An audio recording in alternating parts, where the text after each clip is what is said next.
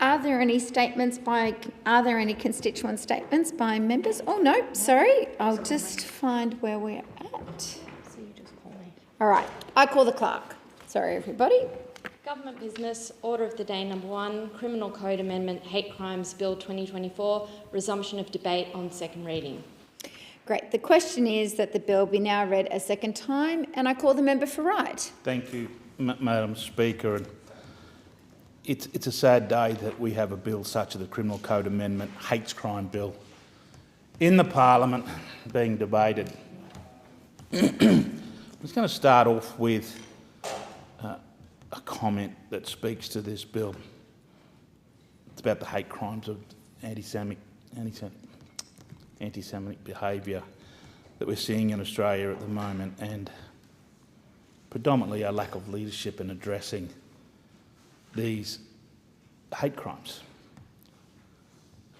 And this has been going on for years, as Martin Niemöller first penned, when he said, first they came for the socialists, and I didn't speak out because I wasn't a socialist. Then they came for the trade unionists, and I didn't speak out because I was not a trade unionist. And then they came for the Jews, and I didn't speak out because I wasn't a Jew. And then they came for me, and then there was no one left to speak for me. Now, these were controversial comments at the time, and the quotation expresses Niemöller's belief that Germans had been complicit through their silence in the Nazi imprisonment, prosecution and murder of millions of people, including Jews. So they were controversial comments. We need to change the behaviour which is sneaking into the Australian psyche or the Australian landscape. And I have been the beneficiary of a bipartisan visit to Israel and Palestine to see firsthand. And what I witnessed was quite extraordinary.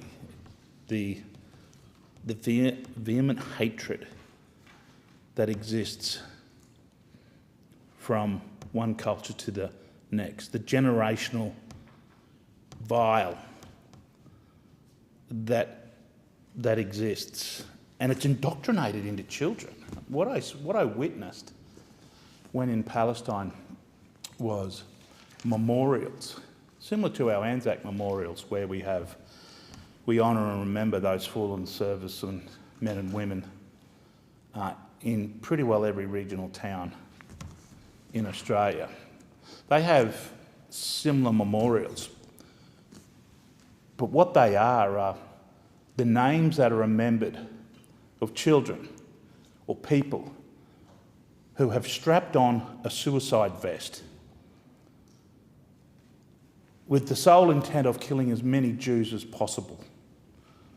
And it's called pay for slay. Pay for slay. The more people you kill, the greater the stipend that your family is given.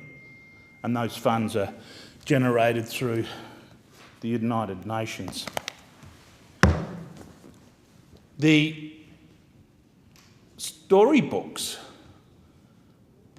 in the schools in some of the Palestinian communities, where Walt Disney characters, Mickey Mouse, are depicted with suicide vests on, as if this is the pathway for these children.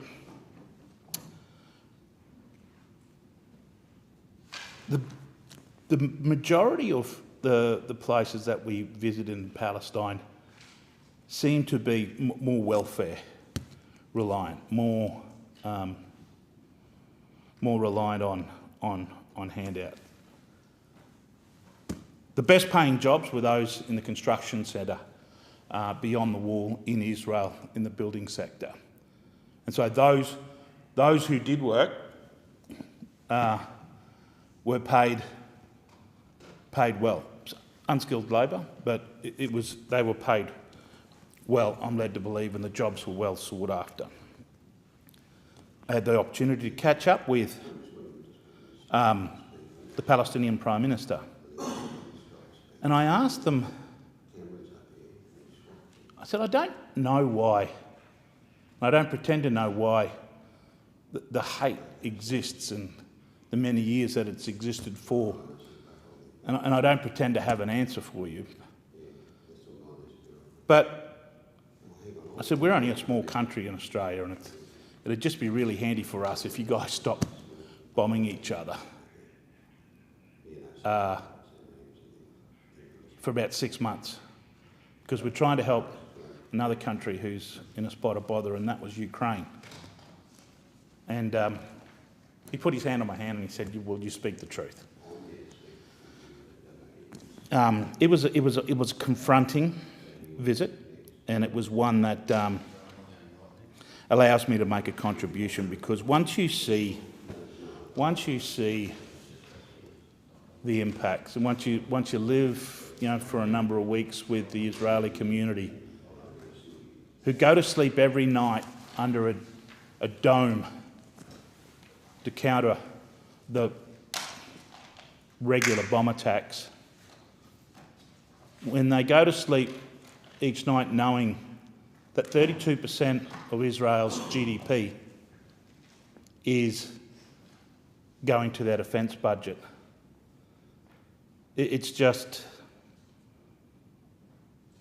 another world, and we take it for granted. And then when you see the anti-Semitic attacks that we're seeing now across the country that came with October 7 terrorist attacks on Israel by the group Hamas, I think there can be no equivocation or denial on this, that the October 7th attacks are the single greatest loss of Jewish lives on any day since the Holocaust. October 7 was a day of brutal murder, torture, kidnapping and sexual violence perpetrated by Hamas against Jews in Israel. The attack was deliberate, cruel and barbaric. And we don't need to repeat the heinous acts in this chamber, but there's no doubt they were designed with the purpose of maximising pain and sorrow amongst the Jewish community. Now, I would have thought that the Jewish community had probably suffered enough. Last year I was up in France when the Rugby World Cup was on, and I took the opportunity with my wife to swing down past Germany, and we went to Dachau, one of the detention camps, and it just gets real as soon as you walk in to those buildings and you see the furnaces, you see the conditions, you see the museum, you see the way that humans treated other humans, and you can physically feel ill. And as legislators, we should be doing everything in our power to make sure that history never repeats those same mistakes. That as legislators, we stop it when we see it in our universities, we stop it when we see it in our streets, and hopefully this bill goes some way to stopping it. Our speaking points talk about the role of our Prime Minister, and Australians took the Prime Minister to set the tone for the national response to those crises. And he could have made it clear through his actions from the very beginning that those who sought to spread anti-Semitic attacks, he would feel the full force of the law. But it wasn't the case. That he should have been clear from the very beginning about the scale of the horror inflicted by Hamas, and that Australia stands with its long-term friend and ally, Israel, a democratically elected government in the Middle East. He could and should have used our laws and the police forces to clamp down on those who sought to weaponise the Hamas attacks for their own hateful purposes here at home. The PM failed. The PM failed the test of leadership, and he has failed the Jewish community. I I don't know which emotion I felt when I saw the protests at the universities and on campuses around Australia. And there was the presumption that these students, who have the right to protest, had, because there was on university campuses, that they would have had some academic or some knowledge, or some historical context. But the emotion that I was lost with was when they were asked by journalists, when they were chanting the Hamas-indoctrinated river to the sea chant. Bulk of them could not tell journalists which river, which sea, and had no depth or sense of just the cruelty and the absolute annihilation that that chant speaks. Then to give children, Australian children, megaphones, carry on and then have the kids with no concept or sense of impact that it would have across the country. And then we saw, like, as if that wasn't enough, these people who protested came after our veterans in the way that they vandalised war memorials across the country, particularly here. There was one in Canberra where they sprayed it with, splashed it all over with paint. An absolute appalling, abhorrent reflection on the honourable service men and women who left their families, who went overseas, put their lives on the line. Some never returned. And you've got a group of people here in Australia that live under the blanket of the freedom that those very men and women provide them, denigrating their contributions to this country by vandalising memorials. I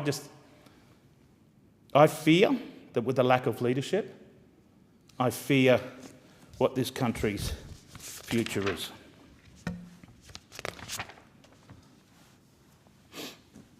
Under the PM's watch, there's been consequences for inaction. The consequences of this government's indifference to domestic anti-Semitism has been stark. There's been months of protests in our capital cities and the occupations of our universities. We've seen doxing of Jewish Australian targeting or Jewish businesses and the harassment of Jewish students and academics. Buildings have been vandalised, homes defaced and cars torched. We saw the attempted arsons of synagogues in Sydney and the burning of a daycare centre in Maryborough. I got the pronunciation there. We saw the terrorist firebombing of the Adas synagogue in Melbourne, and now extraordinarily a caravan packed with explosives apparently targeting Jewish addresses, and a Prime Minister who, as a result of question time today, was in the dark that any of this was happening, completely oblivious. It's an extraordinary failure by a weak Prime Minister as he stood by and allowed the strain of anti-Semitism to spread, and it's making our nation's character poorer. It's an indictment on the leadership. I'm sorry that this bill is before the House, and I'm sorry that we're not joined in condemning this behaviour by those who sit on the other side of the chamber. Question is that the bill be now read a second time, and I call the member for Flynn. Thank you, Deputy Speaker. I rise to speak on the Criminal Code Amendment Hate Crimes Bill 2024, and it is beyond disappointing that the rise of anti-Semitism in this country has got to a point where we have to introduce legislation to counter it. This is a bill which is sadly necessary because of the repeated failures of the Albanese Labor government to prevent this sadly predictable spread of anti-Semitism. This all stems from weak leadership from the Prime Minister and by the Labor government in general. Attacks on Jewish Australians are attacks on every Australian. Today it's the Jews, but who's next? Will it be the Hindus or the Christians or the Muslims or the atheists? Attacking people because of their Jewish faith ancestry is un-Australian. We're a country that prides itself on treating people equally, whatever their faith or their background. It is a core national value, and anti-Semitism is a direct rejection of that value. Jewish businesses, homes, cars, synagogues have all been targeted in attempts to spread anti-Semitism in Australia since October 7 attacks in Israel. These are not the only places that have been targeted. Pro-Palestine slogans and vandalism have covered war memorials all over the country, including Anzac Day Parade just down the road from Parliament House here in Canberra. The Australian National Korean War Memorial, the Australian Vietnam Forces National Memorial, the Australian Army National Memorial were graffitied with pro-Palestine messages in June last year. One message of vandalism said, "Blood on your hands, Anthony Peter Penny." The Returned and Services League of Australia, the RSL, condemned the vandalism, with National President Greg Mellick describing the damage as deplorable. Those war memorials honour those who've sacrificed to protect and preserve all the freedoms that all Australians enjoy. And the dabbing of protest slogans is nothing short of despicable, he said. It is dishonourable in the extreme to use war memorials as such a platform for a protest. And I completely agree with Greg, and I believe hate speech laws should include the vandalism of war memorials. I believe this as men and women who have sacrificed their lives in the defence of freedom for this nation. The least we can do is honour their legacy and the contribution to this nation that they have all made.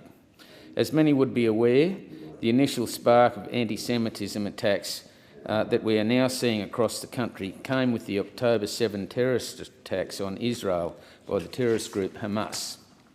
And there can be no equivocation or denial of this. The October 7 attacks are the single greatest loss of Jewish lives on any day since the Holocaust in the Second World War.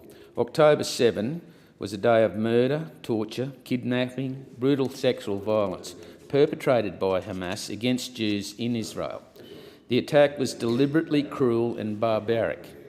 We don't need to repeat these heinous acts in this chamber, but there is no doubt they were designed with the purpose of maximising pain and sorrow amongst Jewish people. It is both desperately sad and utterly predictable that, on learning of these horrific attacks on Jewish people in their own homeland, malicious actors here in Australia would draw inspiration from this. These bad actors here in Australia rejoice in the day that was marked by the murder, torture, sexual assault and kidnapping of innocent people in Israel. And this is not exaggerated. In the words of one hate preacher, October 7 was a day of courage, a day of pride, a day of victory. And this is shameful. It was obvious that they would see those attacks as giving licence to spread the same vile anti-Semitic hate here, targeting Jewish Australians and seeking to spread fear. They have used our streets and our university campuses to call for the destruction of the Jewish state and spread old anti-Semitic troops. Often they are hiding behind weak academic pretense that somehow of what they were doing was anti-Israel, not anti-Semitic. Preventing this should have been the government's focus, and this is where they have failed. Now let's look at the difference in leadership between the Prime Minister, Mr Albanese, and Leader of the Coalition, Peter Dutton, on anti-Semitism and terrorism. Australians look at the Prime Minister to set a tone of national response to a crisis. And he could have and should have made clear through his actions from the very beginning that those who sought to spread anti-Semitic attacks would feel the full force of the law. He could have and should have been clear right from the very beginning about the scale of the horror inflicted by Hamas, and that is what Australians stands with its long-term friend and ally of Israel. He could and should have used our laws and our police forces to clamp down on those who sought to weaponise the Hamas attacks for their own hateful purposes here in Australia. Instead of decisive action, we saw a false equivalence from the Prime Minister and from the Australian Labor Party. For months we had Labor ministers who couldn't acknowledge domestic anti-Semitism without mentioning Islamophobia, as if it would, one would offset the other. This was at a time when we had a nationally unprecedented rise in anti-Semitism. We had angry mobs standing outside the Opera House, chanting death to the Jews. We saw Jewish shops being vandalised, Jewish students being harassed, and gangs roaming in places like Caulfield, hunting for Jews. The Prime Minister could only talk about anti-Semitism and Islamophobia together, almost as if acknowledging anti-Semitism here at home would somehow diminish the experience of the Australian Muslims. Acknowledging Jewish Australians' experiences of anti-Semitism does not diminish the experiences of Muslims here in Australia. Neither has a place in our country, and both should be condemned. At the same time, we are responding to an unprecedented wave of anti-Semitism here in our country. However, when we are seeing armed guards outside Jewish schools, it is appropriate to focus on anti-Semitism. The Prime Minister did not do that, and his failure to do so was an indication that he did not take the threat of anti-Semitism seriously. It was a green light for those in Australia who wanted to take things further. We also saw the rolling failure to take decisive action here at home. Anti-Semitic displays were not prosecuted. Anti-Semitic protests were not stopped, and so was anti-Semitic sentiment was allowed to fester. There are existing criminal laws that are meant to deal with these things, like urging of violence against groups defined by race or religion in Division 80 of the Criminal Code. These laws were not used. Protests in our street in which anti-Semitic displays abounded and were permitted to drag on for months and months. Universities were permitted to be used as encampments that served as a hotbed for anti-Semitic action. Our human rights institutions were not given focus or direction, nor called to account when they abandoned the Jewish community. The Prime Minister's response was drowsy and disinterested. Through his actions, he sent a very clear message that despite what he might say, there would be no consequences for those who target and attack Jewish Australians. This was the second green light for anti-Semitites.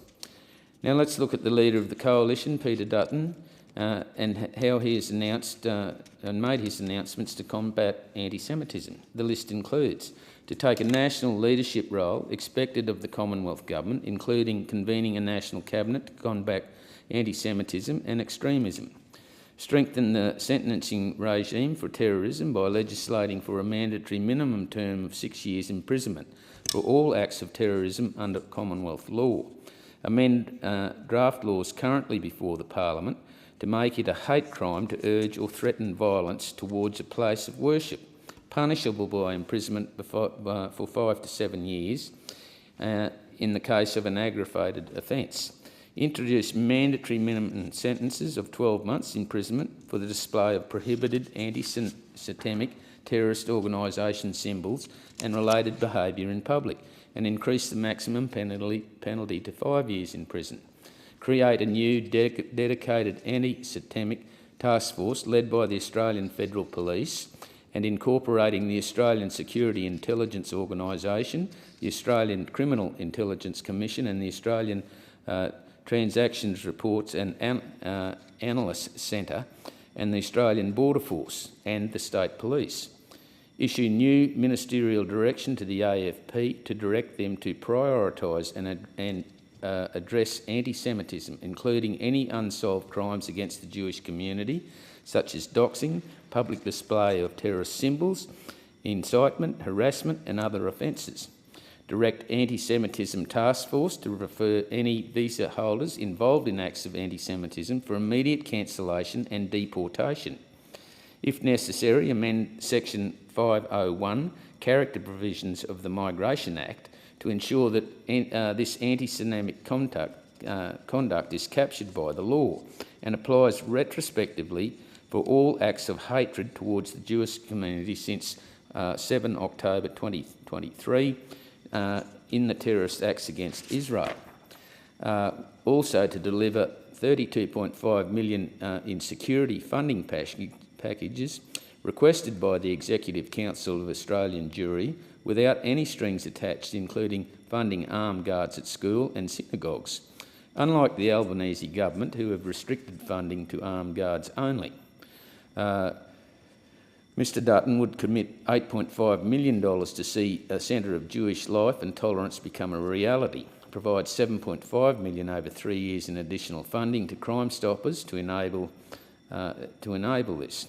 Deputy Speaker, this is what leadership looks like.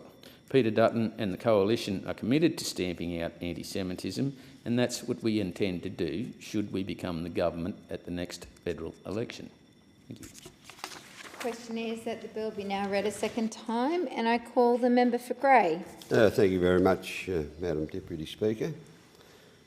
Who would have thought that post-World War II, here in Australia, where the Jews came post-World War II, following the Holocaust, the extermination of 6 million Jews in the death camps, Hitler's death camps, by an educated, a well-educated and by those days modern and Christian nation, that we would now see at least the beginnings of that behaviour in Australia, and that Australia had provided safe haven for the, I think, 70 plus years since that time. And now those sentiments of the early 1930s in Germany seem to have taken root here, and it is the thin veneer of civilisation. And I reflect that perhaps the right history isn't being taught to our children in school, but then when I think about that, I don't think the history of the Holocaust was taught to me in school either. But I was an avid reader as a young man, novels, whatever, and the novels at the time, much of it were based in the roots of World War II. And so we accumulated knowledge on what those death camps were like. I think that's missing from modern culture at the moment, and so perhaps I think this nation needs to turn itself to making sure that our young people know what it is that occurred at that time and why they should always be on their guard against it. Because I did wonder through those years what was so different to our civilisation and that of Germany's, just given a different time and a different place, and don't think for one moment that the terrible outcomes of the Holocaust started at that level. It started at local level with people actually taking action against local Jews, low scale, and then it just grew on itself and became a monster. So it seems that we have now imported the enmities from another hemisphere, but it needs to stop, and it needs to stop now. Perhaps there has been an undercurrent of anti-Semitism in Australia for some time, but prior to October the 7th, 2013, it was well suppressed. And yet, within 2 days, we saw, well before Israel had responded, we saw people demonstrating on the steps of the Opera House, chanting, some say, "Where are the Jews?" Others say, "Gas the Jews." "Where are the Jews?" seems a pretty nonsensical thing to say. But that such a thing could just form so quickly and be so ugly, whatever they were chanting, you can be sure it wasn't complimentary. And it is the seeds. It's more than the seeds. It's the beginnings of rabid anti-Semitism, and it needs to be stamped out. Since then, every week, we've had demonstrations in the streets. University campuses. Universities have been an absolute disgrace through this period, an absolute disgrace, seemingly totally incapable of standing up to the hate that is being preached on their campuses. The security of Jewish schools, members' offices being attacked. This is a democracy. That is simply not permissible. And Jewish property being defaced, Jewish businesses being attacked, the firebombing of a synagogue. What could be a bigger affront to the Jewish community. And then, of course, the caravan packed with explosives that we still don't know enough about. And it's hard not to make those links to 1930 Germany. This should have been jumped on from week one, and my colleagues have stated that case. We should have had a far stronger reaction to this in Australia, not only in the terms of leadership, but I think the Prime Minister has made a point that the legal system is taking action against those people who have been perpetrating these views, but we see precious little for it. So whether or not the Crimes Act are appropriate, or whether or not it's the courts that are refusing to actually reach out and reach the kind of penalties that I think people in the street, the good people, are expecting, I'm not so sure, but that's what is behind the Coalition's push to put in mandatory sentencing for acts of terrorism which are categorised under these things. So where are the consequences? Now, last week, I think it was, I put out an e-newsletter, and part of the e-newsletter, one of the things I talked about was the anti-Semitism in Australia at the moment. I had a response from a woman who was very polite, to the point, and she challenged my views on Palestine, and I don't think I cannot find myself talking about this subject and these new hate laws without actually making the link between anti-Semitism and what has been happening with those supporters of Palestine, what's been happening on the Gaza Strip. So this is what I responded. I don't normally read my speeches, but I'm sure you'll forgive me, Madam Deputy Speaker, for actually going through this letter, which I think sets out what I think. Bob Hawke is remembered as the one who said, "If the bell tolls for Israel, it tolls for all mankind." I don't profess to be a qualified historian, but generally my reading has led me to conclude the history of Judea and Israel long predate the advent of Islam. For millennia predating Muhammad, Jews predominated in the area and were dispersed around the world through the latter days of the Roman Empire and by local attacks through the Middle Ages. In their place, Arab tribes became the predominant culture, even though a significant Jewish population remained. The world was collectively horrified by the unbelievable murder of 6 million Jews under Hitler in World War II, and in its aftermath decided to petition British-administered Palestine, which they administered as a consequence of World War I, into two independent states, one Jewish, one Arab.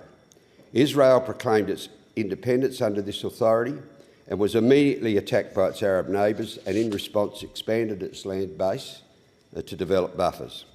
Other wars have followed, and Israel has always prevailed. And I make this point: as long as Israel's neighbours, Hamas, Hezbollah, Iran, Syria, let's hope things have changed in Syria, but deny its right to exist, the first war that Israel loses will be its last. More wars and interactions have followed, and Israel had taken to developing Jewish settlements in Gaza. In 2005, under a negotiated settlement, they completely withdrew and handed control to Fatah. It was all to no avail. Fatah was subsequently defeated by Hamas in an election, and a civil war broke out, which resulted in Hamas becoming the governing force in Gaza. There has not been an election since. 20 years, there hasn't been an election. Hamas totally denies Israel's right to exist, and over the next 16 years built a military machine designed to eliminate Israel.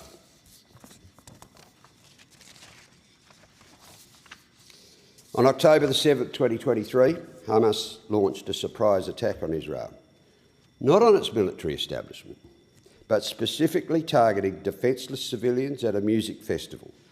Hamas soldiers butchered 1,200 civilians, including children. They committed despicable crimes of torture, rape and abuse. They then abducted a further 240, mainly civilians, defenceless civilians, and took them hostage. This was an inhuman act, and they should not have been surprised at Israel's response. What would we expect our government to do if we were attacked in a similar manner? It is my opinion Hamas wanted a strong response from Israel, holding the view that they could escalate this action into a wider regional war against Israel. They hold their own people in contempt by hiding their military and their firepower within civilian infrastructure like schools and hospitals. If the completely one-sided votes supported by the Australian government in the UN calling for an immediate ceasefire and no conditions for the release of hostages, and with no guarantees for Israel, had been observed, as the Australian government had called for, Israel would not have incapacitated Hezbollah over the northern border in Lebanon. Perhaps this time it'll allow the Lebanese to take control of their own country, not Iran. That would be an excellent outcome and should be applauded. During the conflict, Iran attacked Israel with more than 3,000 missiles in a day. Israel's response was largely to destroy Iran's air force. That could only be a good thing. Along with the depleting of Hamas, and these three events led to Iran's inability to protect the murderous Assad regime in Syria. And again there, we can only hope his removal will allow for the proper and compassionate government to form, one that does not use chemical and biological weapons against its own people. Once again, we should all applaud. None of this would have been possible if the Albanese government had its way in the UN and that we had had an immediate ceasefire with no conditions in favour of Israel. It was a disgraceful position for the government to take. These changes put forward in this legislation are a step. They're a step in the right direction. They lower the threshold for criminality. They remove the defence of acting in good faith. They introduce threatening behaviour as an offence. This bill was introduced in September. We are now in February, and we have had numerous demonstrations against the Jewish community. We've had numerous acts against the Jewish community in that time. What has the government been waiting for? What have they been waiting for? They introduced the legislation in September. They knew we would support it. And yet here we are 5 months later debating it in this chamber. What counts at the end of the day is that we do make the changes, but that we also require our courts to give appropriate sentencing. At this stage, I'm not aware of a court in Australia giving the kind of penalty for the behaviour we have seen. I'm not aware of any outcome that would meet my threshold. And so I think that's why it's important we do move for mandatory sentencing in this area, because it seems that the judiciary is not up to the fight either, or else they don't realise the gravity of what is happening here. Don't think what is happening in Australia today is so different to what was happening in 1932 or 1933 in Germany. Don't think that that thin veneer of civilisation cannot be stripped away from the most urbane of us, because if it could happen there, virtually it could happen anywhere. We need to be on our guard right from the first step and stamp out that kind of behaviour. The legislation is good, it doesn't go far enough, and of course I will support it. Question is that the bill be now read a second time, and I call the member for Melbourne. Thank you, Deputy Speaker. The Greens support this legislation. It will mean that a number of people in our community who in many instances are currently tragically targeted by violence will gain some extra protections. People in the LGBTQIA+ community, disabled people, many others who are the subject of violence and threats of violence far too often will now be better protected under this legislation, and new offences will be put in place.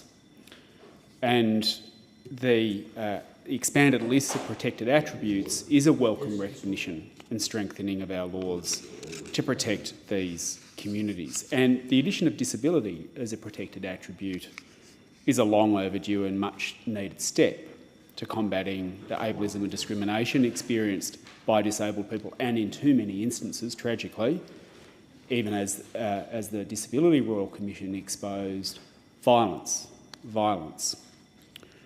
Now, criminal law alone will not stop hate, and indeed many experts tell us, and the Greens agree, that if that is all you do, and you think that simply doing things like taking away, like attacking the rule of law and introducing, for example, minimum mandatory sentences, as the Coalition wants to do, you don't make society safer.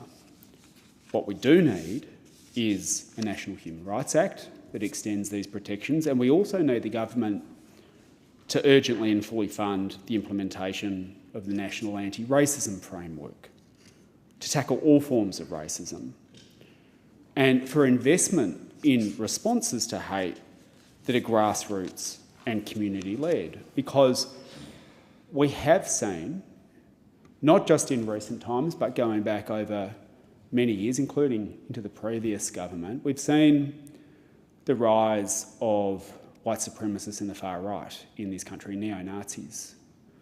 And that has disturbingly been happening for a number of years. We're now seeing in Australia anti-Semitic attacks, which are to be condemned.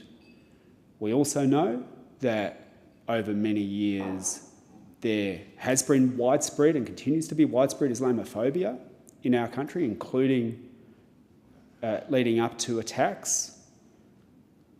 Racism and violence have no place in our country. They have no place in our country. And we, as politicians, need to call out that hatred and racism and do what we can to stop it. And indeed, as I mentioned before, going back a few years, I remember during the pandemic, we saw neo-Nazis marching and gathering in the Grampians in Victoria, seeking to feed off and encourage fear in our society. And it's something that we called out at the time. There was a parliamentary inquiry, and sadly that parliamentary inquiry in Victoria found that there had been a rise in right-wing extremism, and indeed it was something that ASIO and our security agencies had been warning us about, going back to the previous government, warning us about for some time as being something that needs to be taken seriously.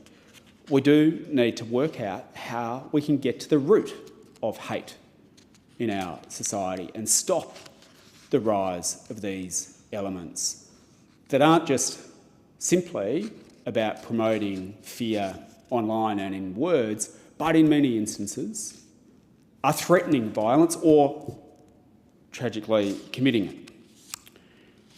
And of course, when you are extending the criminal law, you must also always be careful that you get it right, because when you try and legislate criminal law in haste, there is room for error and there is room for unintended consequences. We believe the bill, as it stands at the moment, has got the balance right. This bill has got that balance right, and it's been through an extensive and exhaustive Senate inquiry process, and there's been people who have looked at it both from the perspective of ensuring that it doesn't attack the rule of law, but also ensuring that it targets that hate that we all want to target. And so the Greens support this bill as it's presented here in the House. I do hope, I watch with some concern the moves by the opposition, especially as we head towards an election, to use every opportunity they can to seek to divide, use every opportunity they can to seek to divide and to whip up fear. And the opposition is now out calling, as they have done for many years now. The opposition is out there with their attack on judges and the judiciary, calling for mandatory minimum sentencing to take away the power of judges and the power of the judiciary that is long established in our rule of law and in the separation of powers, and to believe that here in Parliament, the Coalition seems to believe that Parliament is in a better position than judges to hear and decide cases. The separation of powers is there for a very real reason. And it's about understanding and respecting the independence of the judiciary and saying to the judiciary, your job is to find out whether, together with juries, your job is to find out whether someone's guilty or not, and then work out in those instances what is the best kind of sentencing to apply. Now, the Coalition attacks the rule of law. They do it regularly. They always do it. I've been in this place long enough now to see the Coalition try to gain votes by punching down all the time. That is what they do. They punch down and they seek to whip up fear and they seek to divide. And they seek to attack the rule of law time and time and time again. Attack the rule of law time and time again. And that makes society less safe. That makes society less safe when we do it. I hope, with the Greens' support here, together with, as I understand it, other members of the crossbench, this bill could pass as is, perhaps with some other minor amendments to fine-tune it, but the bill could essentially pass as is. And I urge the government, especially as we head towards an election, not to instead go and work with the Coalition to alter the balance of this bill, but to stick with this bill that has got the balance right and to pass it because there's the numbers there in Parliament to pass it. And then I also urge the government to look seriously at having a Human Rights Act in this country, but also to look at that national anti-racism framework. The government was provided with a very, very good and clear blueprint about how we can combat racism in this country in all its forms. Was provided by a very good blueprint. It's got the backing of the Commission, and it sets out in a lot of detail what it would take to actually start to get to the root of some of this, to try and stop this kind of hate, stop this kind of anti-Semitism, stop the Islamophobia, stop it happening at its source. Like, what do we need to do to get to the bottom of that? And the framework, in many respects, in the report that led to it, pulls no punches. It talks about the injustices that exist in this country. It talks about the violence. It talks about the dispossession and says, here's what needs to be done to address it. We haven't yet heard a full response from the government or a commitment to fully implementing that framework. That together with legislation like this, that has to be part of tackling hate in this country. So I urge the government to seize this opportunity not to go and do what the Leader of the Opposition wants to do, which will ultimately make us less safe and not tackle the root causes, but instead to pass this bill basically as is, and to then commit to fully funding and implementing the framework. And I'll end where I started. The Greens support this bill. The Greens support this bill and the protections that it gives to those who've been the target of hate crimes and acts of violence. There is no room for violence in our society. And over the last few days and weeks, I've been reading the accounts of people, young men, for example, who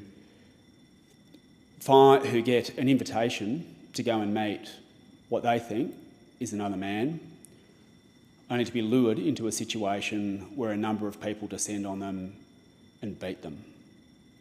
And for many in our community, for many in the LGBTIQ plus community, that has echoes of violence that has been received in past, and something that they had hoped was something that might have been prominent decades ago but was on the decline. There are now many who are feeling fearful about acts and threats of violence. And it's not just amongst the queer community, of course, it's amongst First Nations communities as well. We've heard the reports from members of the Jewish communities about feeling the fears of threat and violence. We hear from members of the Islamic communities as well. We hear it from many members of communities that everyone should have the right to feel safe in our society. Everyone should have the right to feel safe in our society. So Parliament should come together and pass this legislation. We should not have amendments on the run that potentially could have unintended consequences that haven't been through the Senate inquiry process, like substantial amendments that talk about expanding for example, like the scope to include, for example, minimum mandatory sentencing. I do hope the government sticks to what is said to be Labor Party policy, which is to oppose minimum mandatory sentencing. We've seen them walk away from that before once in this Parliament. I hope they don't do it this time. We should pass this legislation essentially as is, and then recommit ourselves to coming together as Parliament to stamp out all forms of racism through a fully funded and implemented anti-racism strategy as has been recommended to the government. Question is that the bill be now read a second time, and I call the member for Latrobe. Thank you, Madam Deputy Speaker. First of all, must take up the Greens leader member for Melbourne when it comes to some of his colleagues who've been really revving up the crowds and going to violent protests in Melbourne, sadly, where the aim has been very much against the Jewish community, now calling for basically peace and harmony, when the Greens leader himself and the Green colleagues on so many times voted against motions supporting the Jewish people in Australia and condemning Hamas. And all of a sudden, I think it's because of election results in Queensland and also some council results, so Greens all of a sudden realise we might just want to get out there and support the Jewish community a tiny bit. This bill is necessary because of repeated failures of the Albanese government, in particular, can I say, when it comes to the Prime Minister. And rather than stamping out right from the start and really showing strong leadership and calling out anti-Semitism, especially when it started at the Opera House in New South Wales, and sadly that hasn't taken place. And we're a country that prides ourselves on treating people equally, regardless of faith or background, which is so important. In its core national value, anti-Semitism is a direct rejection of that value and being Australian. Hamas is a Palestine armed group and political movement in the Gaza Strip. Now, we should never forget, and I didn't hear again the Greens leader say this, and talk about why this awful situation has happened. It goes back to October 7th, 2023, where Israel was attacked, killing around 1,200 people and taking over 250 hostages, of which we're seeing now some of the remainder have been released. And the October 7th attacks are the single greatest loss of Jewish lives on any day since the Holocaust. Jewish businesses, homes and cars and synagogues in Australia have been targeted, and it's just been relentless, especially in recent months, of the spread of anti-Semitism in Australia after October 7th. And it started those demonstrations which, can I say, not everyone's attending those demonstrations for violent means, but sadly it attracted a number of people who were motivated that way. And obviously when you've got these violent protests, and then we've had Green members of Parliament attend those, why on earth would you go to a violent demonstration in Melbourne where this awful behaviour? And it goes back again to the Prime Minister Albanese, being the leader of the Labor Party. He didn't take decisive action right from the start. He didn't condemn the anti-Semitic tax and ensure that offenders face legal consequences. Those who are saying the most awful things about the Jewish community just days after the awful terrorist attack, and we'll call it that, in Israel. And that those laws in Australia he could have directed the AFP and law enforcement agency to use. And the Prime Minister's been and failed to acknowledge how serious the situation was, and he could have used existing laws under the Criminal Code urging violence against groups defined by race or religion in Division 80 of the Criminal Code. It wasn't used. And we, as I mentioned,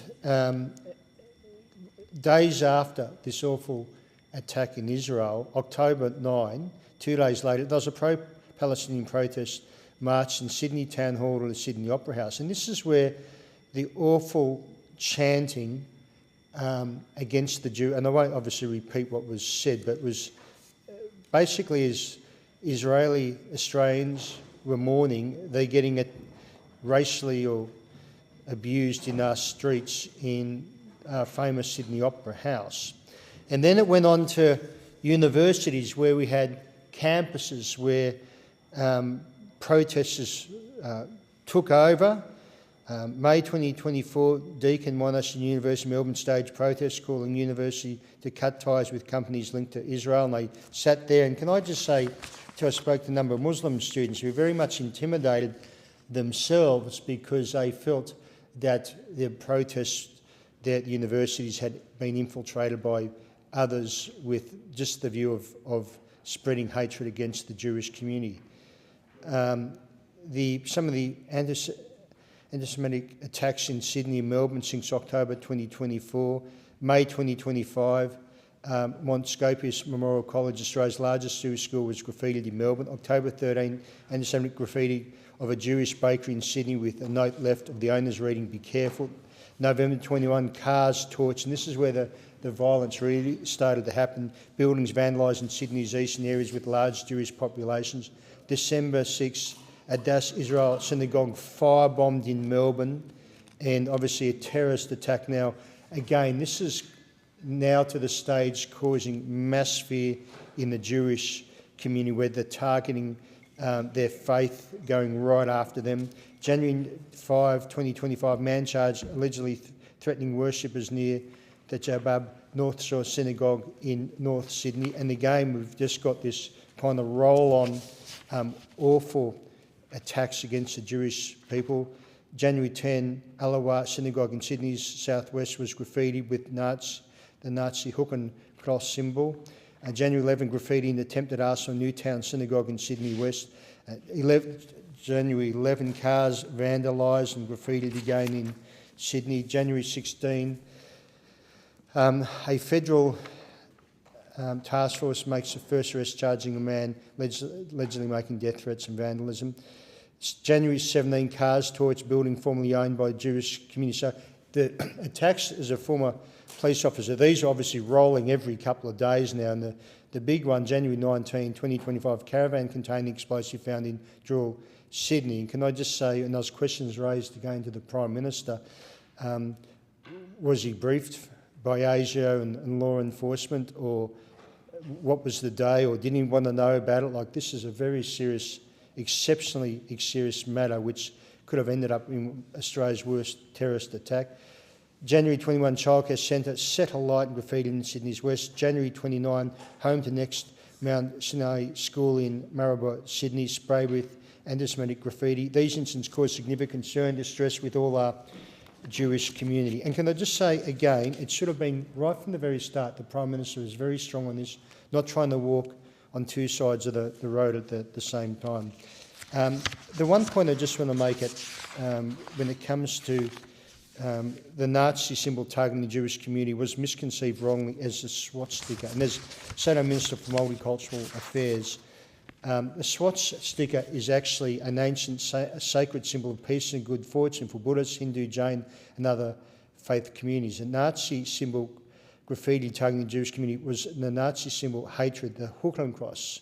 So we have to be very clear on that. The hook and cross was a symbol of the Nazi party which committed, as we know, the most hideous crimes against humanity, particularly against the Jewish people, using the hate symbol to intimidate and spread messages of anti-Semitism and intolerance towards a community in Australia is totally unacceptable and must be prosecuted.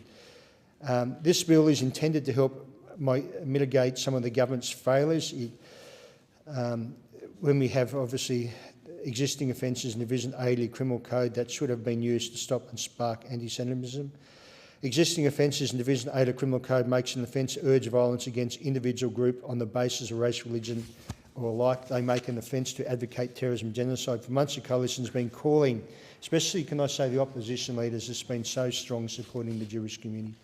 And we've been saying on this side the existing offences should be tested and those preaching anti-Semitism should be taken before the courts. Let the courts decide it.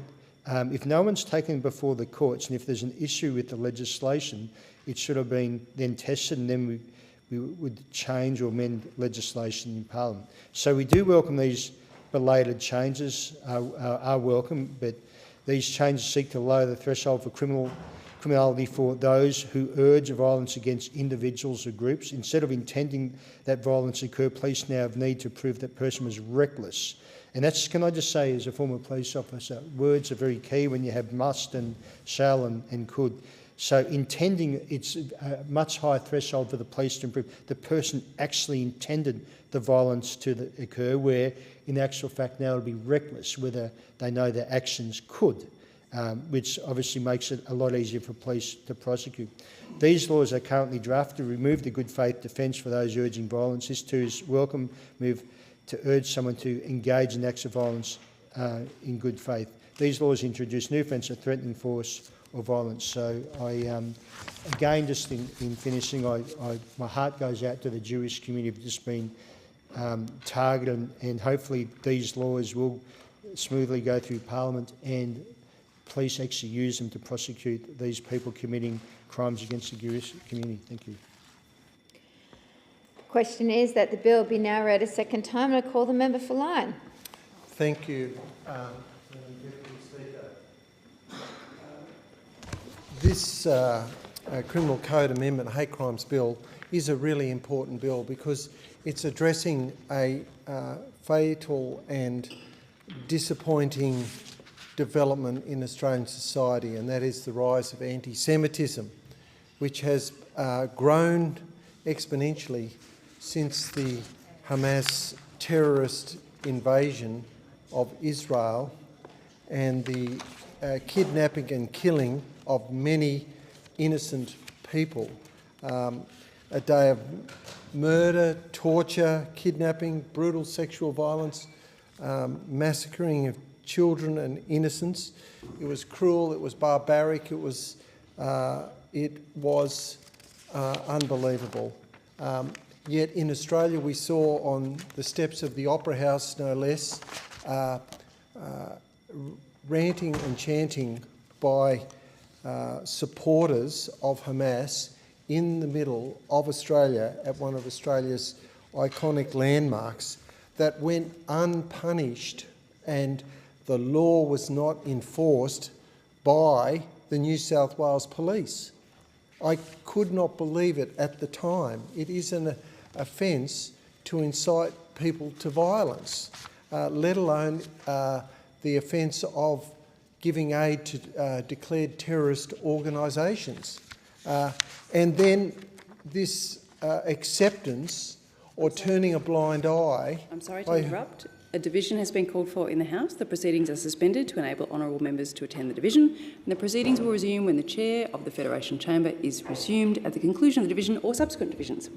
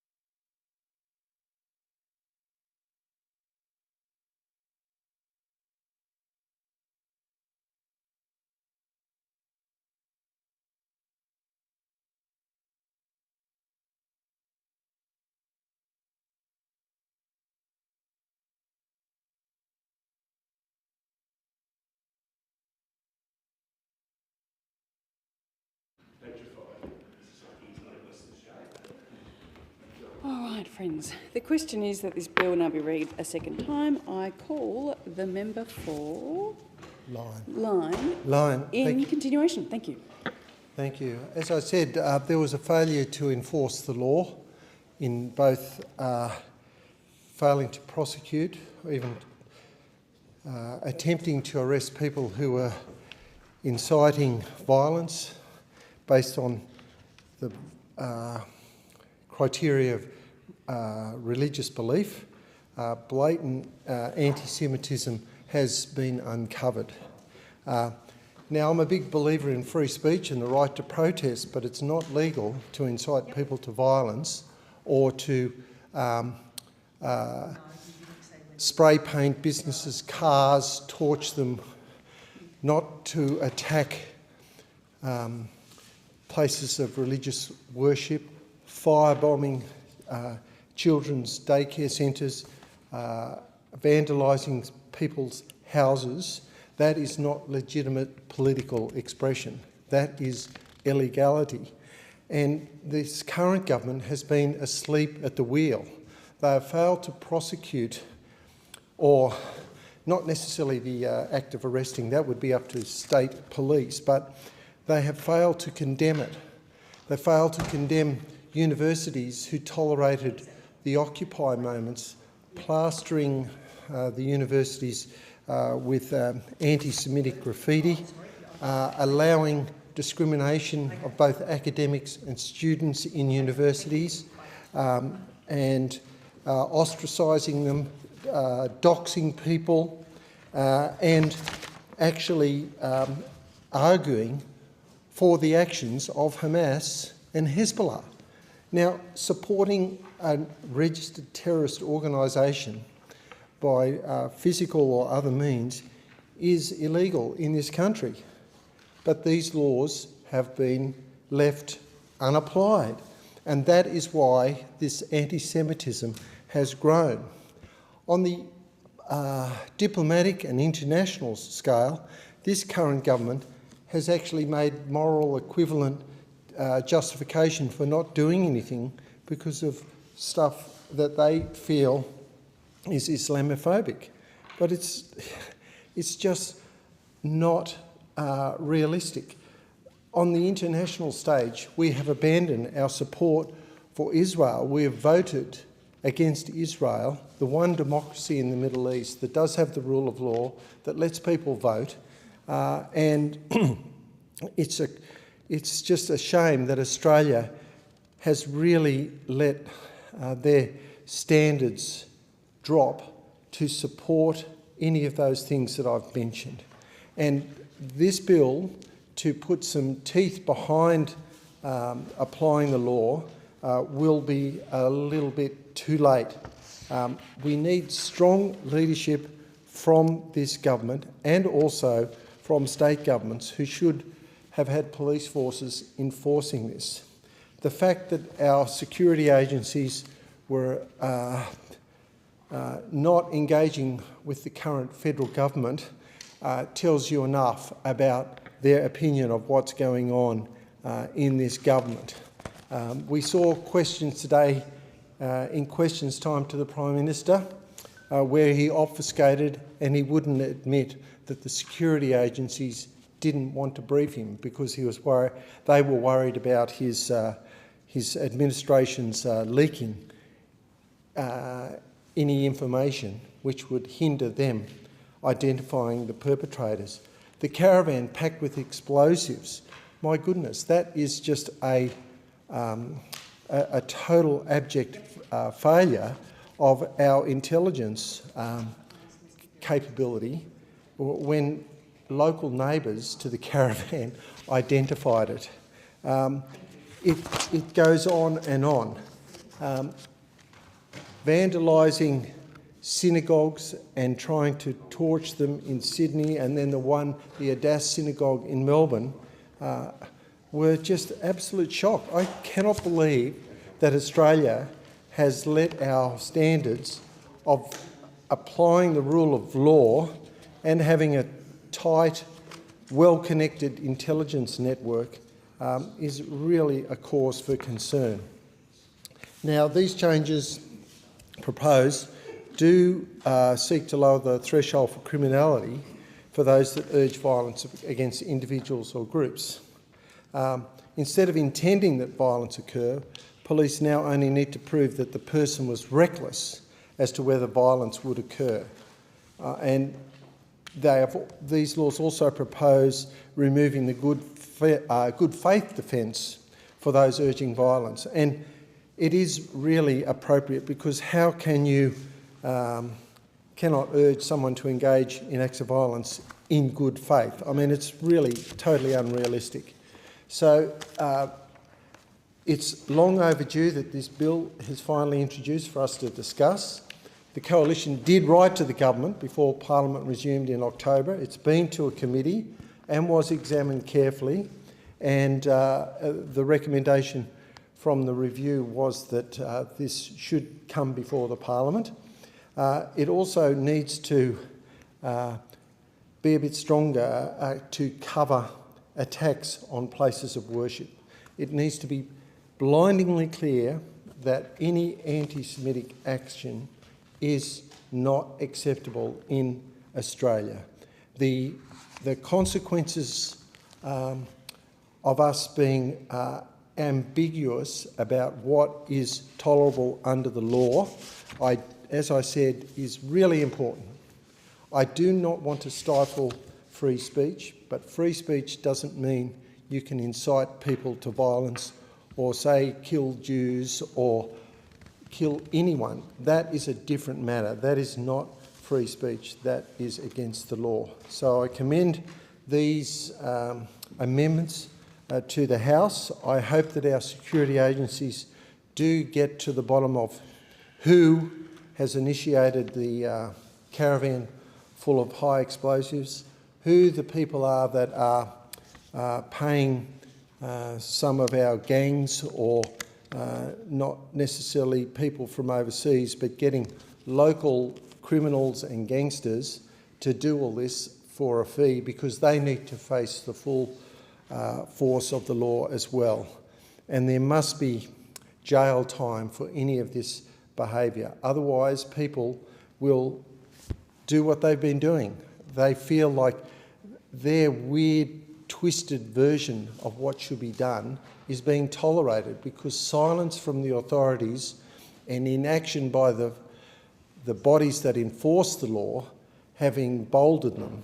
And as I said, the universities have questions to answer about them tolerating support of terrorist organisations in their own institutions, and having academics and students afraid to be moving freely on their own institutions. It really is a wake-up call for Australia. This bill is long overdue and I support it.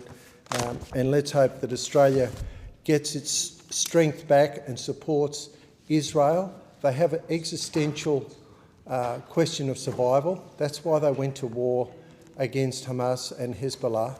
People don't realise it's not just about the land and occupying areas on the West Bank.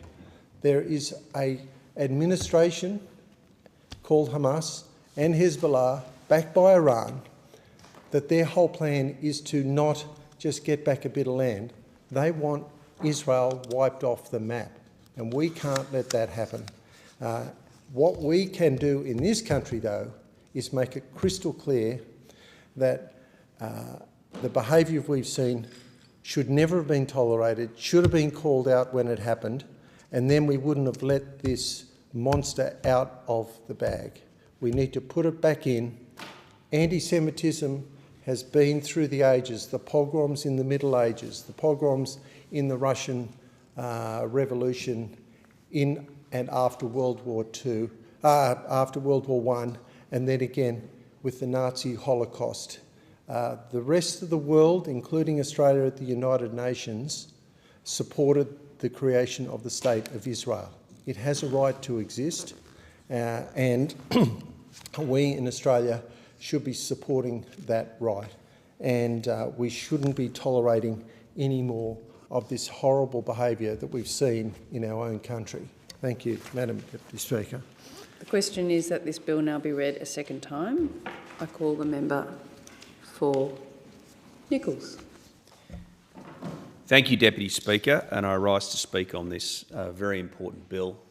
And I'd like to talk a bit about how we got to this situation we're in, what has happened in Australia, what the response has been, anti-Semitism in general, because as horrific, distasteful and as outrageous as it is, we need to talk about it, and then talk about this bill, and also talk about how the Coalition think that it could be made stronger. How did we get here, Deputy Speaker? Well, it's interesting. I mean, anti-Semitism is one of the oldest hatreds in the world, but what we thought probably wasn't under the surface in Australia, but to our horror we discovered came after the horrific acts of October the 7th. And everyone was shocked that Israel was attacked by Hamas in the way it was. Shocked the day after, that Sunday, when we all awoke and saw the news that paragliders, four-wheel drive utes, all sorts of vehicles with murderous terrorists had gone into these honestly peaceful kibbutzes and communities in southern Israel and committed the most horrific crimes. And the more the week went on, and as footage was released, it was impossible to watch, but you had to watch it to understand exactly what had happened. It affected many people in this place very personally for their own reasons.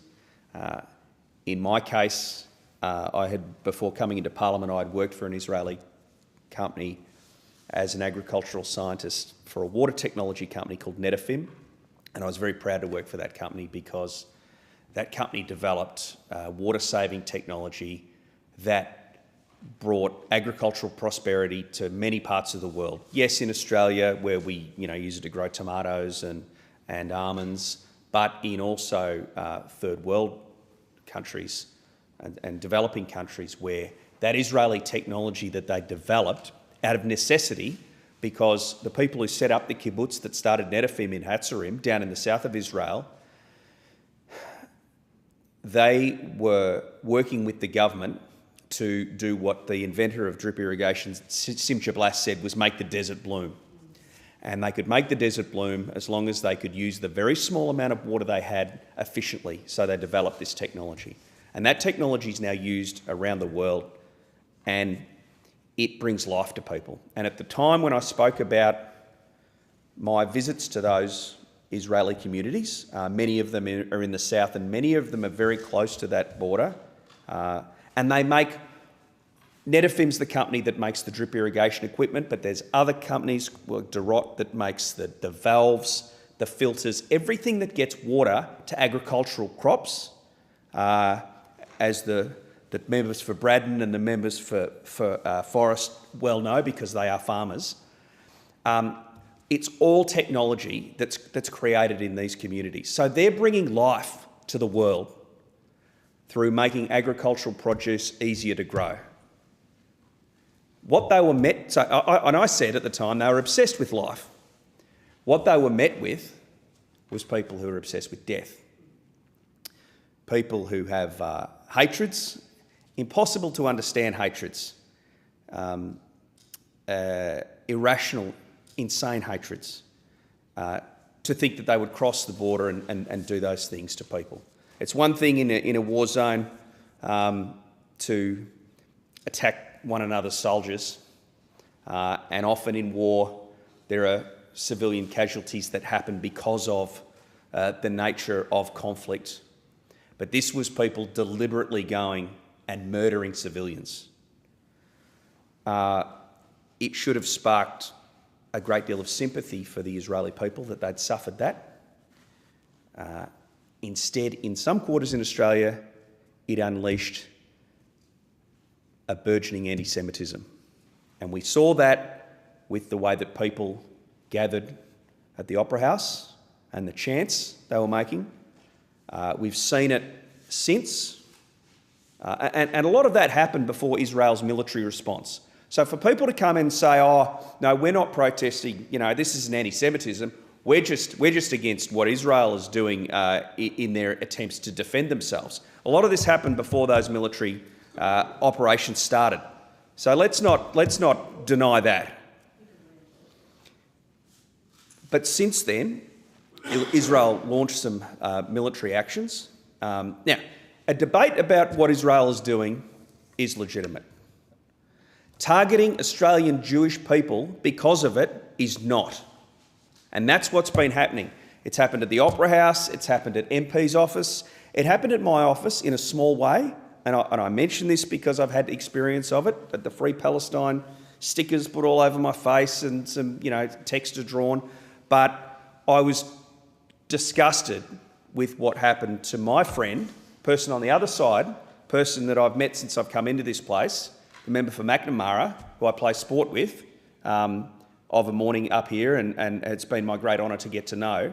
But for him and his staff to go through what they did at his office is against the Foundation's democracy, and it's against a member. Now, the member for McNamara and I disagree on policy, but we are friends, as I am with the member for Hunter, and I felt that.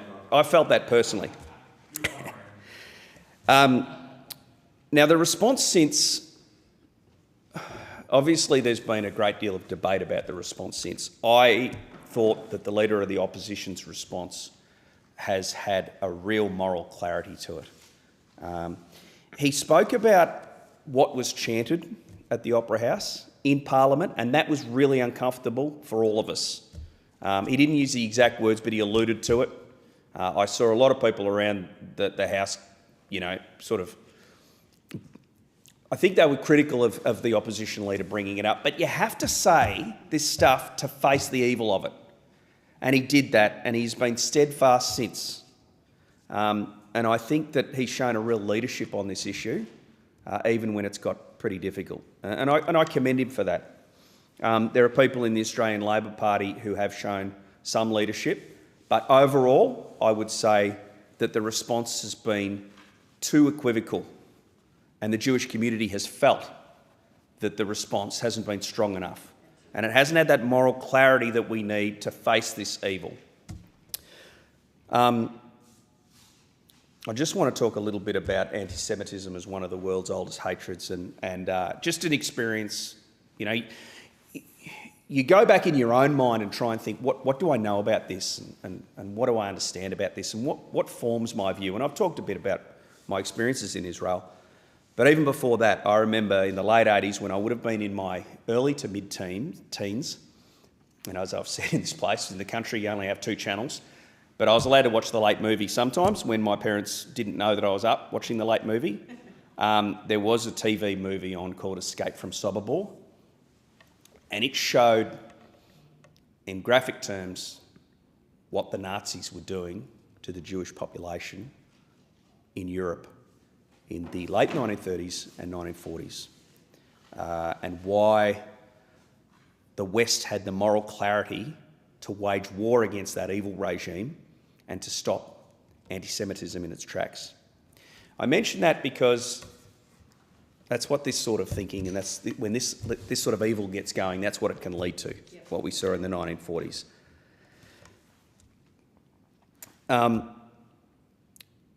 There's been, as I said, the response from the opposition leader has had a moral clarity, and his writing to the Prime Minister to convene National Cabinet on this was the right move. To push for this sort of thing was the right move, to keep the pressure on, which is what oppositions do. Government take credit for coming out and saying, oh, we're going to do something. Often they do something because of the pressure the opposition puts on them. This is an example of that. This bill has come about because of the pressure applied by the opposition. And I just want to give a shout out to the member of Barara, who has also shown equal moral clarity based on his own experiences. So the bill itself, the changes are welcome. I think they're too late. but we have to do this. We should have done it a long time ago, but we're doing it now. That's a good thing. And there are some simple, straightforward steps that the government are proposing to take, and they lower the threshold for criminality, and particularly for those who urge violence against individuals or groups. And instead of intending that violence occur, police now only need to prove that the person was reckless as to whether the violence would occur, and that is a welcome change.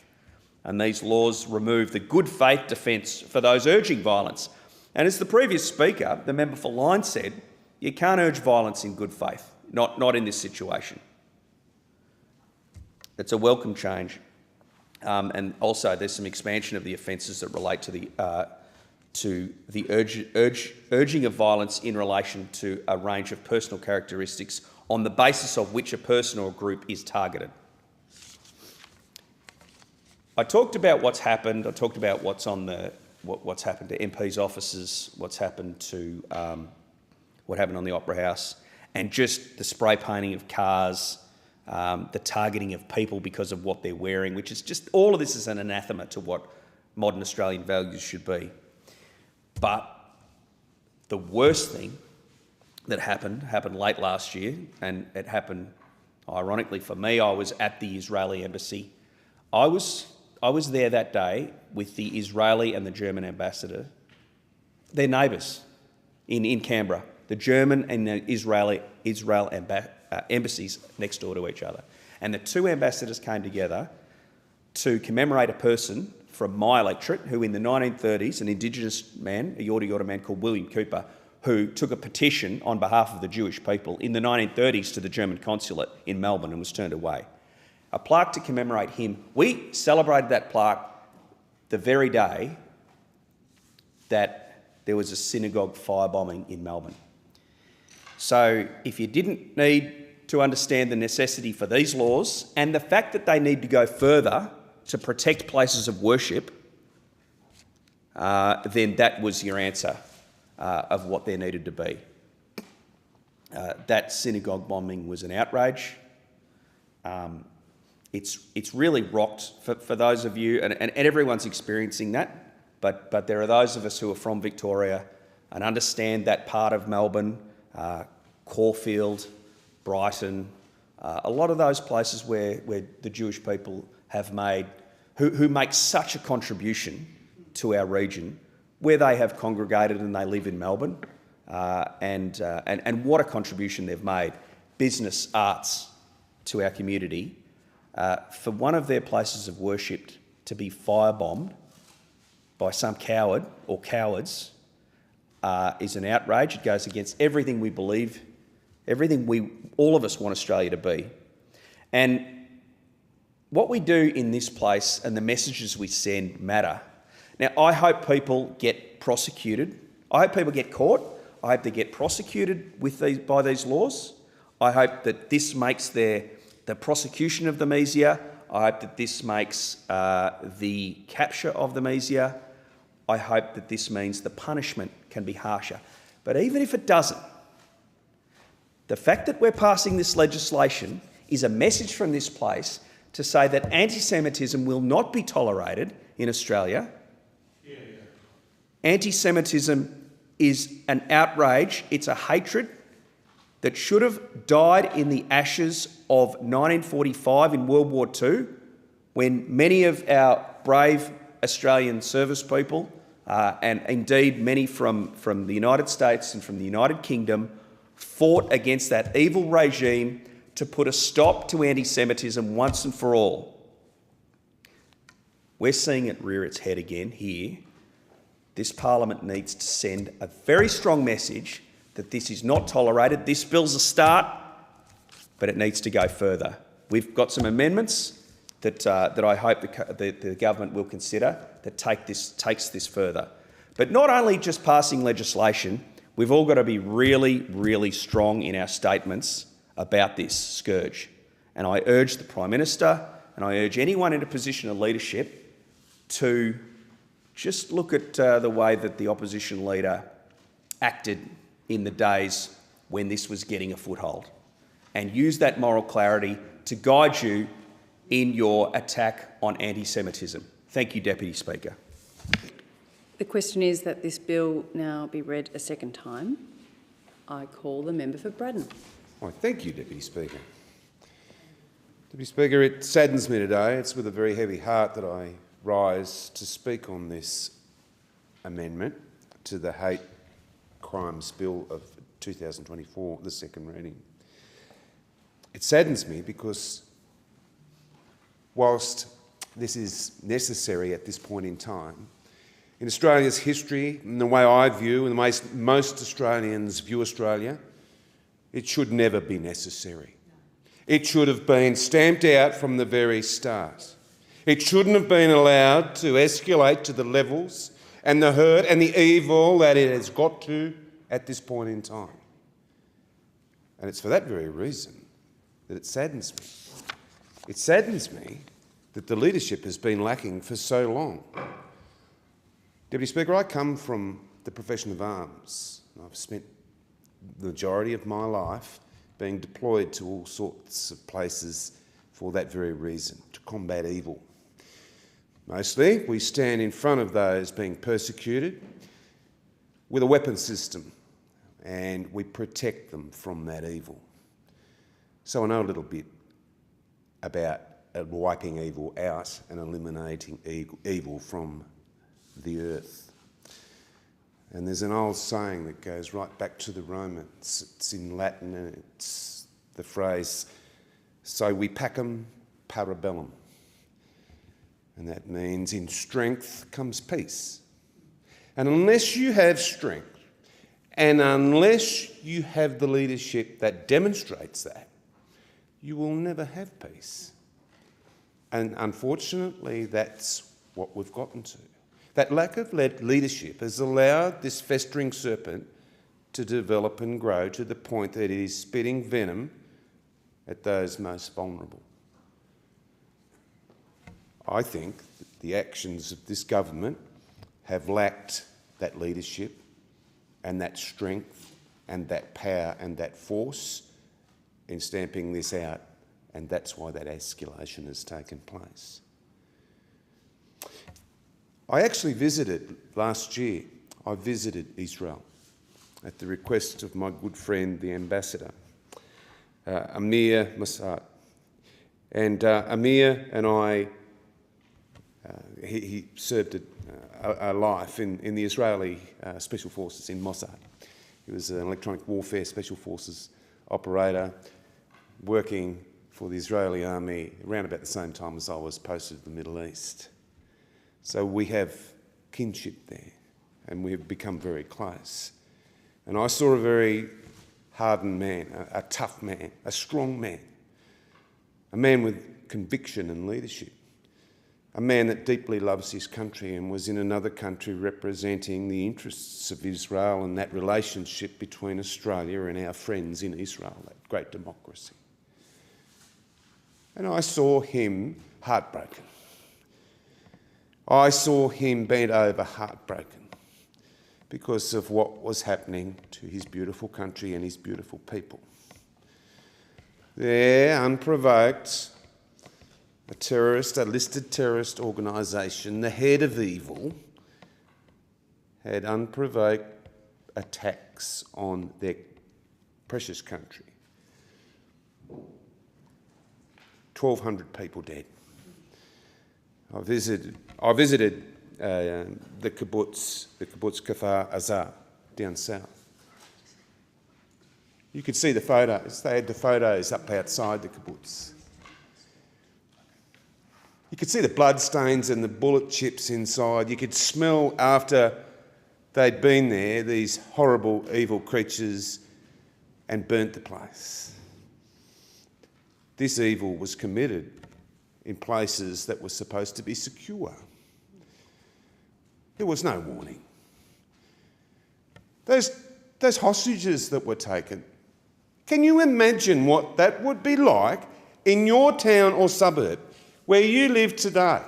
Can you imagine what that would be like if 240 people were taken hostage, sexually abused, mutilated. There's a thing called the 46 minutes, and it's a chest cam footage which they captured off Hamas operatives, where they were proud and boasting about killing, beheading, mutilating, raping dead bodies of innocent Israelis. You imagine what would happen if that happened here.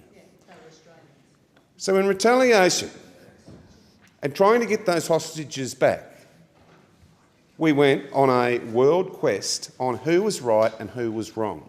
And so the chants began. And so the hitchhikers jumped on to this thing that got a few headlines.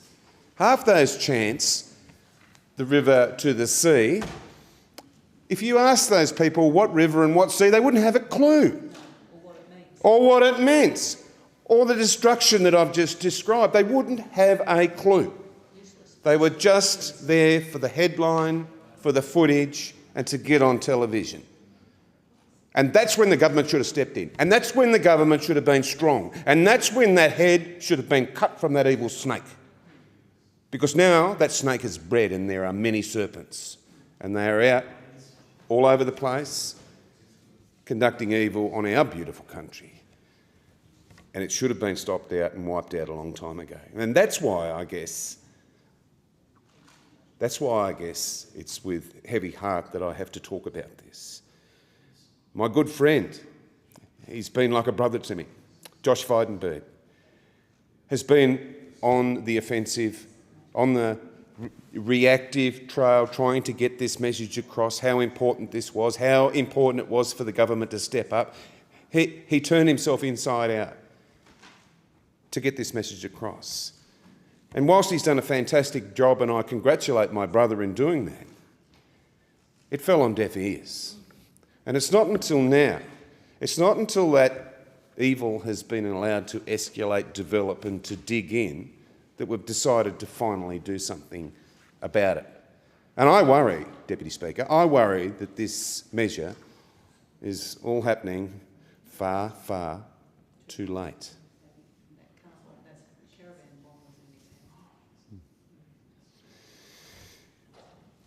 Deputy Speaker, the other issue that I want to raise, and it's in relation to this bill, and whilst it's all well and good to have a bill and a criminal code amendment to this bill so that we can prosecute evildoers, this is a cultural act, and this cultural act needs to be cut off at the knees. It's up to every leader at every level, at state level, at local government level, at community group level. It's up to every person on the street to condemn this as strongly as possible. No, I'm not talking about vigilante action, but what I am talking about is if they know that everybody condemns this in such a bitter way, then maybe they might cease and desist a little. If we don't give them the air that they so desperately need and the fanfare and the headlines, then maybe they mightn't be so keen to recommit the same offence. But my Jewish brothers and sisters, and I mentioned this in my valedictory speech when I was describing Peter Dutton, and I meant it from the bottom of my heart, Deputy Speaker, when I said that I have faith in him, I see a strength in him, I see moral courage in him, and I know that you, Peter Dutton, will protect that little girl. She's too frightened to go to school. It's because she's Jewish. That's not the Australia that I grew up in. And that's not the Australia that he believes in either. That's the sort of leadership we should have had 12 months ago on this. That's the sort of leadership that Australia really needed. That's the sort of leadership that will return Australia back to the great country that it's always been.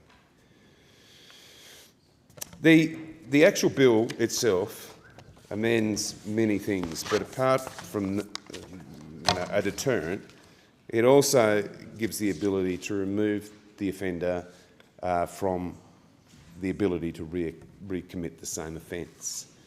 And whilst that's a good thing, I think that needs to be strengthened. I don't feel that this bill is anywhere near strong enough, and as far as I'm concerned, if you are going to commit such an evil act that is so against Australian values, Australian culture and traditions, and the very essence of what we stand for as a country, the very accepting, non-racist country that we stand for, if you are going to act and carry on like that, then there's no place here for you, as far as I'm concerned. So they're the sorts of measures that I think need to be looked at when we start being serious in developing this particular legislation. Australia is, it always has been, and I think after this episode and with some strong leadership, with some strong guidance and stamping this out, we can return to that country that I'm so proud of. A country that accepts people from all over the world, irrespective of your race, your religion, the colour of your skin, or anything else for that matter. We value you as a human being, the very essence of your soul, your hearts. That's what it means to be an Australian. And to be an Australian, in relation to the matters that I'm talking about today, means joining with our Jewish friends, supporting them, and espousing this terrible, hideous crime that we're talking about. The problem doesn't necessarily stop with this particular issue and the anti-Semitism issue that I'm talking about. What I'm concerned about, Deputy Speaker, is where does this start and stop? Where does this end up? If we allow this to happen, it's very similar to any action. If you allow one little thing to happen, then it will escalate and something else will happen. So what next? Does that then lead to attacks on a Catholic church, the Anglican church? Does it stop with childcare centres, or where does this stop? And that's what I'm getting back to. If we don't apply that theory, that age-old theory of in strength comes peace, if we don't apply enough strength, then that serpent will continually strike. And it will come back. And it will return in even stronger forms. And that's what I fear.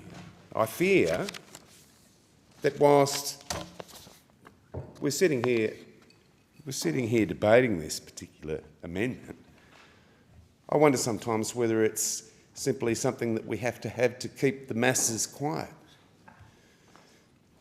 If this had come 12 months ago, then maybe it would have come as a normal means of governance, good leadership, and applying that strength. The weakness has led in evil. That evil has developed. Innocent people are being hurt. Innocent people are being crushed. Their hopes, their dreams, their security. There's not many people in this place. There's not many people today watching this particular show on television. There's not too many that knows what it's like to have your life in the wind, whether it's here 1 second and gone the next. And that's what those Jewish people in those communities feel. They're wondering whether they're going to make it home. Imagine what those children... Imagine your own children. They're our brothers and sisters. Israel is our friend. They still haven't got their people home. They still haven't got their daughters and their sons home. There's still the damage there. Those bullet holes that I talked about, that blood-stained wall is still there, Deputy Speaker. Those scars will never leave. They will never heal. But the last thing we need is more damage and more evil by simply not applying enough strength. And that's all I say today. So we pacem parabellum. In peace, we need strength. The question is that this bill now be read a second time. I call the member for Bean. Thanks, Deputy Speaker. Deputy Speaker just yesterday, before the commencement of the parliamentary year here in 2025, many members from right across Parliament came together at St Christopher's Cathedral to, in what I see as almost a traditional display of unity and togetherness. A reminder that often there are many things that actually bring us together, and often less than keep us apart. That ecumenical prayer service, which has been going for more than 50 years now, is something which is a reminder for each and every one of us that the words that we say in this Parliament matter. And it's critical that we should be working for the common good. And really, that's the frame for this legislation. And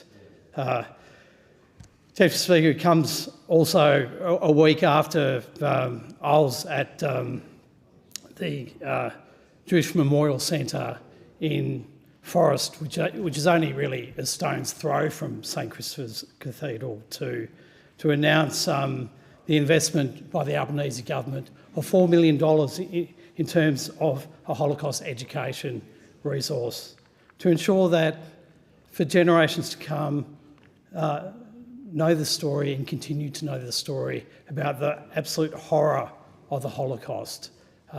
We can't neglect the importance of education in this space. But getting to this legislation, this bill, of course, creates a new criminal offences and strengthens existing offences against hate speech. That's the key heart of this.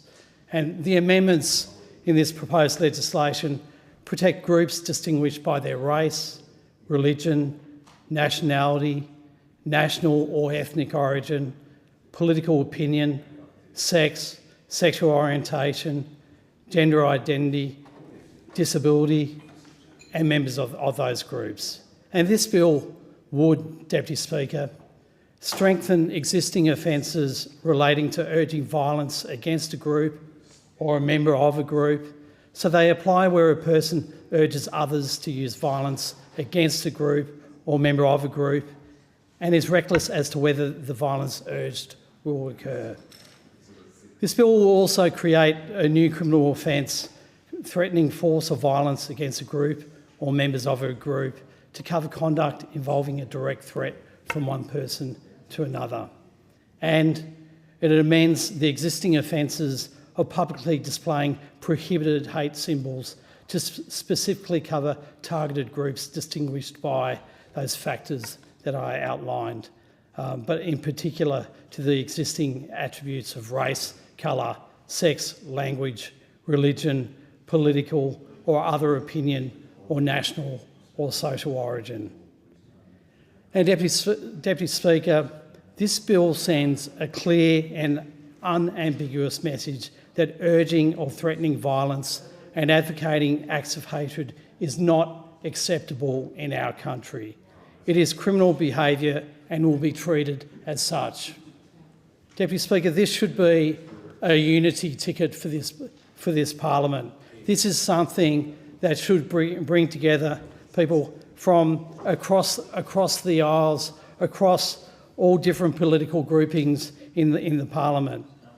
And it's important. The Australian people are looking to us to show that sense of unity, to show that sense of togetherness that, as I outlined, was pretty clearly present at that prayer service before we commenced Parliament this year.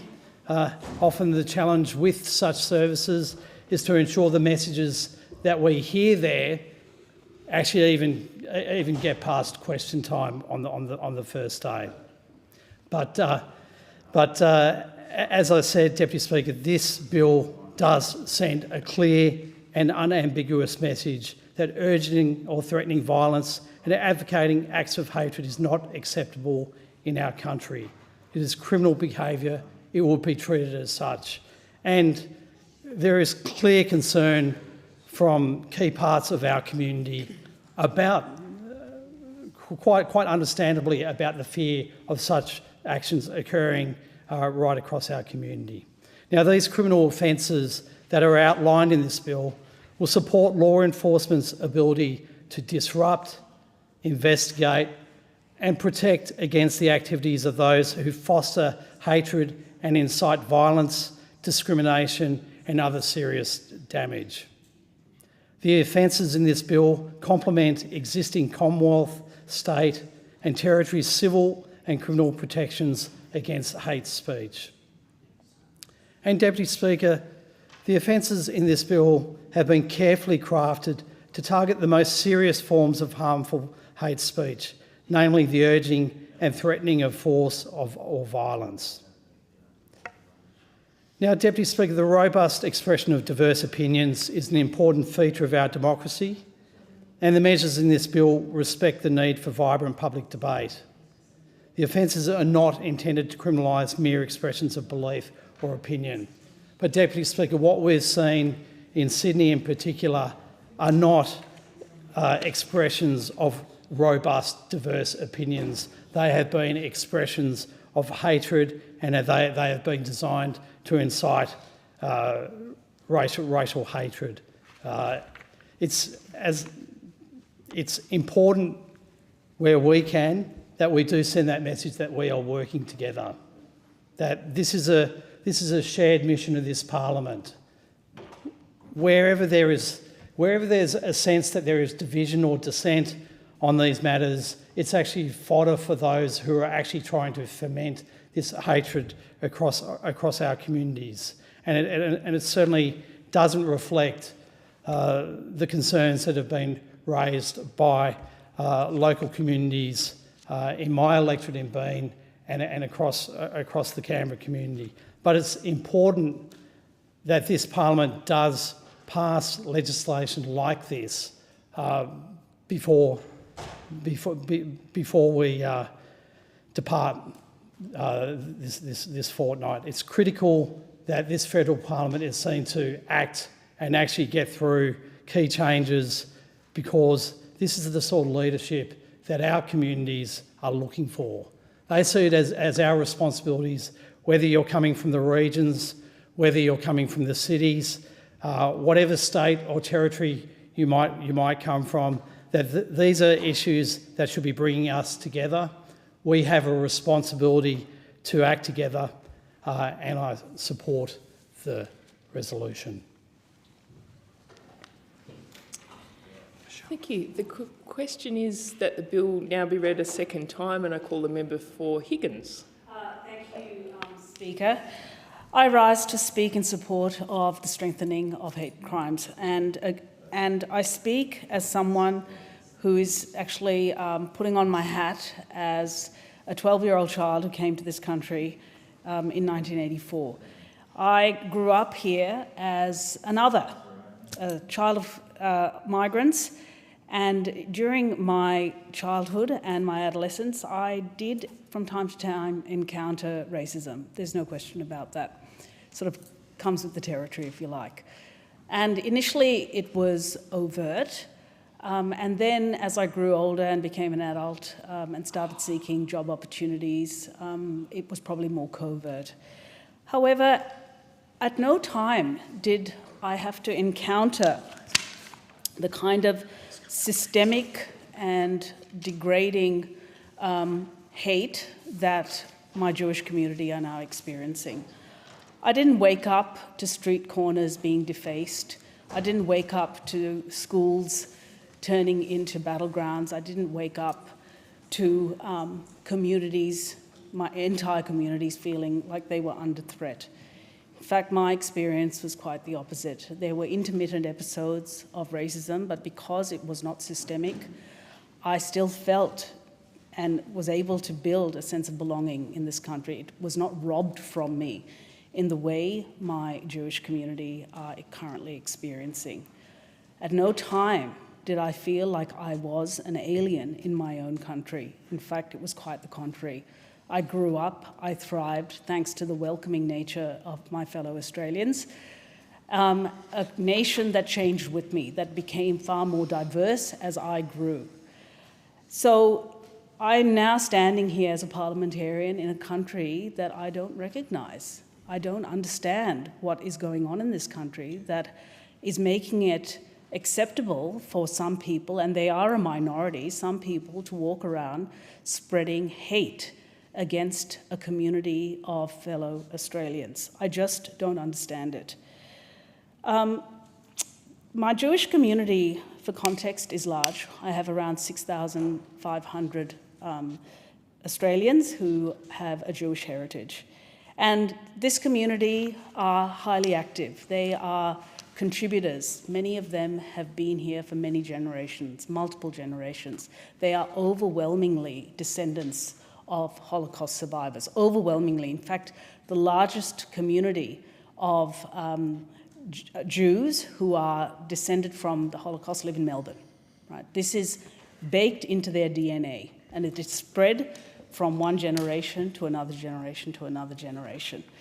They're acutely attuned to the vibrations and that can tear at our social fabric and can lead to the Shoah, the Holocaust. My community are active in every single domain right across the economy, whether it be from business to professionals to creatives. They are also, of course, philanthropists, some of the most generous people who have decided that they want to give back to our country. They have prospered through their hard work, their work ethic, and they have contributed back to every domain, whether it be the arts community, business, health, or indeed research, particularly in medical research. And so these people are contributors to our country, and yet they now feel like they are aliens in their own land, vilified and made to feel the other, isolated. And to be honest, they are frightened. They're frightened. Their livelihoods and their lives feel like they are under threat. I want to call out special thanks and tribute to Chabad, my Chabad in Malvern. I speak of people who contribute. These are people who contribute. They run an early childhood education centre and care which employs non-Jewish childcare workers who choose to work there because of the culture of the place. It is so welcoming and warm, and it is a proud institution that champions the Jewish faith and inculcates it in small children. And I want to also pay special thanks to Rabbi Veli from Chabad, who, of his own accord, with minimal training, set up a mental health group for men. And as you know, I'm a chair of the Parliamentary Friends of Men's Health, and he did this because he found that there was a need, a need for men in the shadows, not just in the Jewish community, but outside that community, to speak about their lived experience, particularly with respect to addiction, a taboo within a taboo. And so he runs this on a regular basis, a small community group of men who come together to talk about addiction. And he links this program of care with the spiritual journey of what it is to be a Jew, because that is how he expresses his Jewish faith, as service unto others. And the group is attended by Jewish men as well as non-Jewish men. And that tells you something about the sense of giving that the Jewish community have towards the wider community.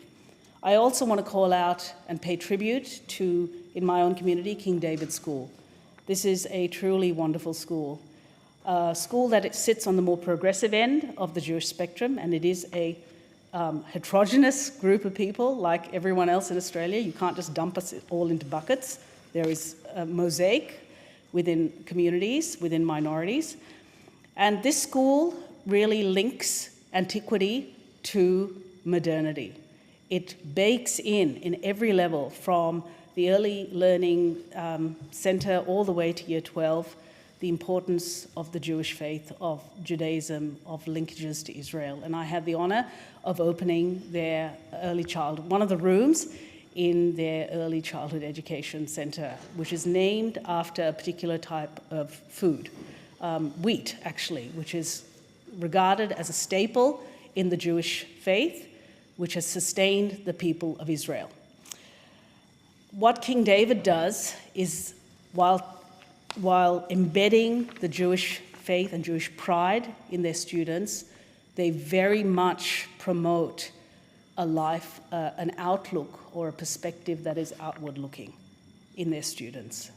So the students are not sheltered and are not taught to become insular, but quite the opposite. In Year 9, they send these students out into the community to engage in the rest of the community.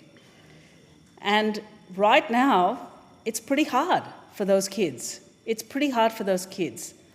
Do they feel safe entering the wider community, the mainstream community? As young Jewish kids, do they even wear their uniforms? Occasionally they don't. Do they wear their jewelry that declares that they are Jewish? They often conceal it. They often conceal it. Because right now things are not safe. This is a country I do not recognize. Because of this Jewish community that I got to know and I learned so much from, I went to Israel twice. I'm the only parliamentarian who visited Israel twice last year. First visit was in July, and it was an invitation by the Speaker, Parliament to Knesset visit, and it was extraordinary. And I went in a multi-partisan group, other parliamentarian members, and we had the honour of visiting many, many sites in Israel, Jerusalem, Tel Aviv. We went to Beersheba, where the Anzacs fought. We also had the opportunity to visit the Palestinian Authority and engage with the Palestinian then leadership in Ramallah. And it was an eye-opener. At the time, Israel was gripped by protests over the proposed changes to the judicial system. And it was really hot. And in the heat, 40-degree days, you could see thousands of people, sometimes young families with children strapped to their backs, holding the Israeli flag and marching. And thousands and thousands and thousands of people would do that. And you could not miss these protests. But it also showed me how passionate Israelis are about their country, how passionate they are about their system of government and their democracy. And then, of course, my second visit was in December in the aftermath of October 7.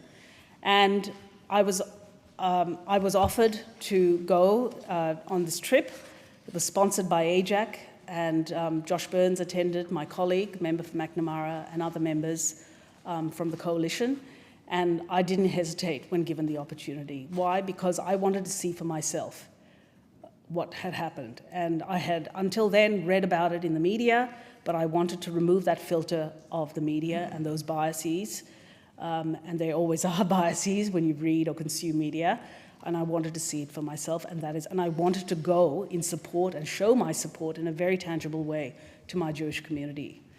And there are things I saw there which I cannot unsee. There are smells that I smelt which I cannot forget.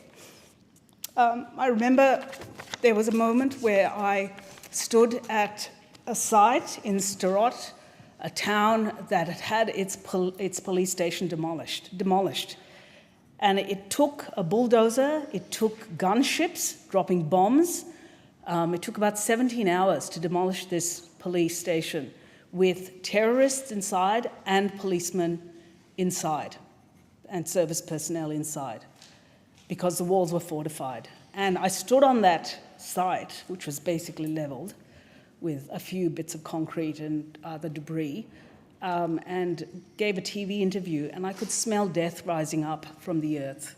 I'm a doctor, I've smelled death before, and it's not something I will ever forget.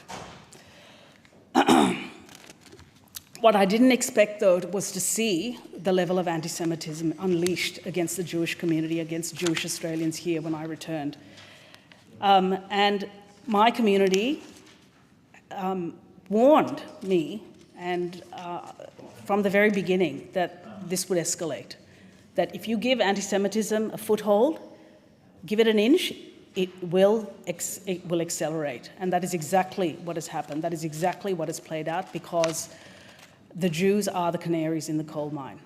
And we have absolutely seen that happen in 2025, where this has become a daily occurrence in this country. Completely unacceptable. But I knew this because I'd also had the opportunity in July of last year to visit Yad Vashem, the Holocaust Memorial. And for those of you who cannot get there in person, I suggest you educate yourselves by jumping online and having a look at the Yad Vashem website, or visiting one of your local Holocaust museums in your major cities. And there will be soon built a national museum here in Canberra with funding that we have provided. But it shows how anti-Semitism can, once it takes hold, can lead to the worst possible outcome: mass murder on a scale that humanity has never seen. Systematized, calculating, and highly effective. And it happened because of dehumanization of the Jews. It happened because of centralization of power. It happened because of propaganda. It happened because of demagoguery. My fellow Australians, those elements are universal. They can happen again and again and again. So to think that this will never happen again is a delusion. It can absolutely happen again if the circumstances are right and if those ingredients are allowed to take a foothold and thrive. But it starts with dehumanizing the other. In some cases, it's racism against people like me, or people who look like me, or our First Nations Australians. In other cases, it is anti-Semitism. And it starts with microaggressions. It starts with hate. It starts with the language that makes the other feel like they don't belong there, that robs them of their identity.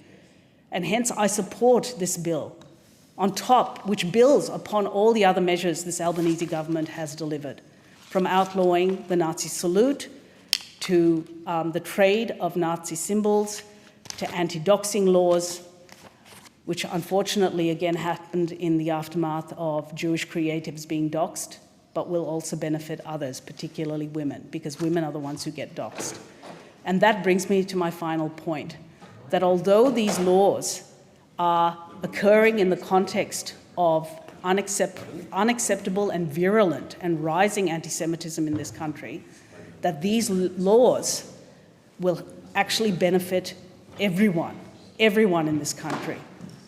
And that, if there is a silver lining to this horror, is the gift of this moment. I thank the House. Thank you. The question is that the bill be now read a second time.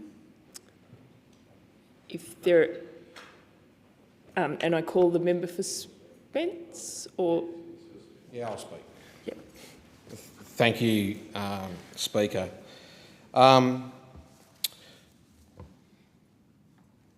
Walk back to 26th of January, Australia Day. I think everyone in this room would have been out and about in their communities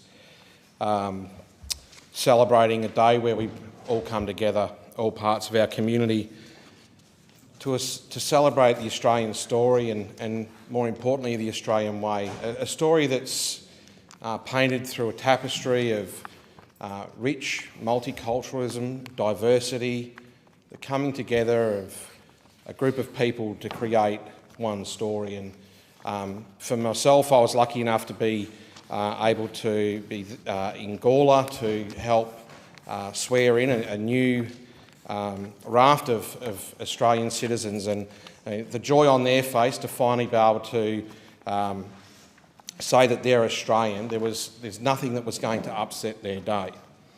And that was replicated right across my electorate in Playford, in the city of Salisbury, but beyond my boundaries as well, in South Australia and across the country. And it's a really important point to make, because at the same time that we were all coming together to celebrate who we are as Australian, we had a group of people that were trying to drive a wedge of division within our communities. A group who have tried to play on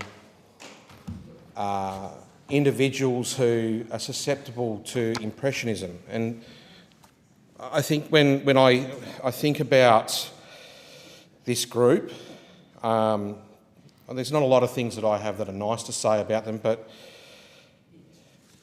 they prey on young individuals who are disenfranchised within our communities, hoping that they can create a sense of faux outrage and turn that into a tool to assist in their desire to drive a wedge within communities like mine. And I'm talking about the National Socialist Network.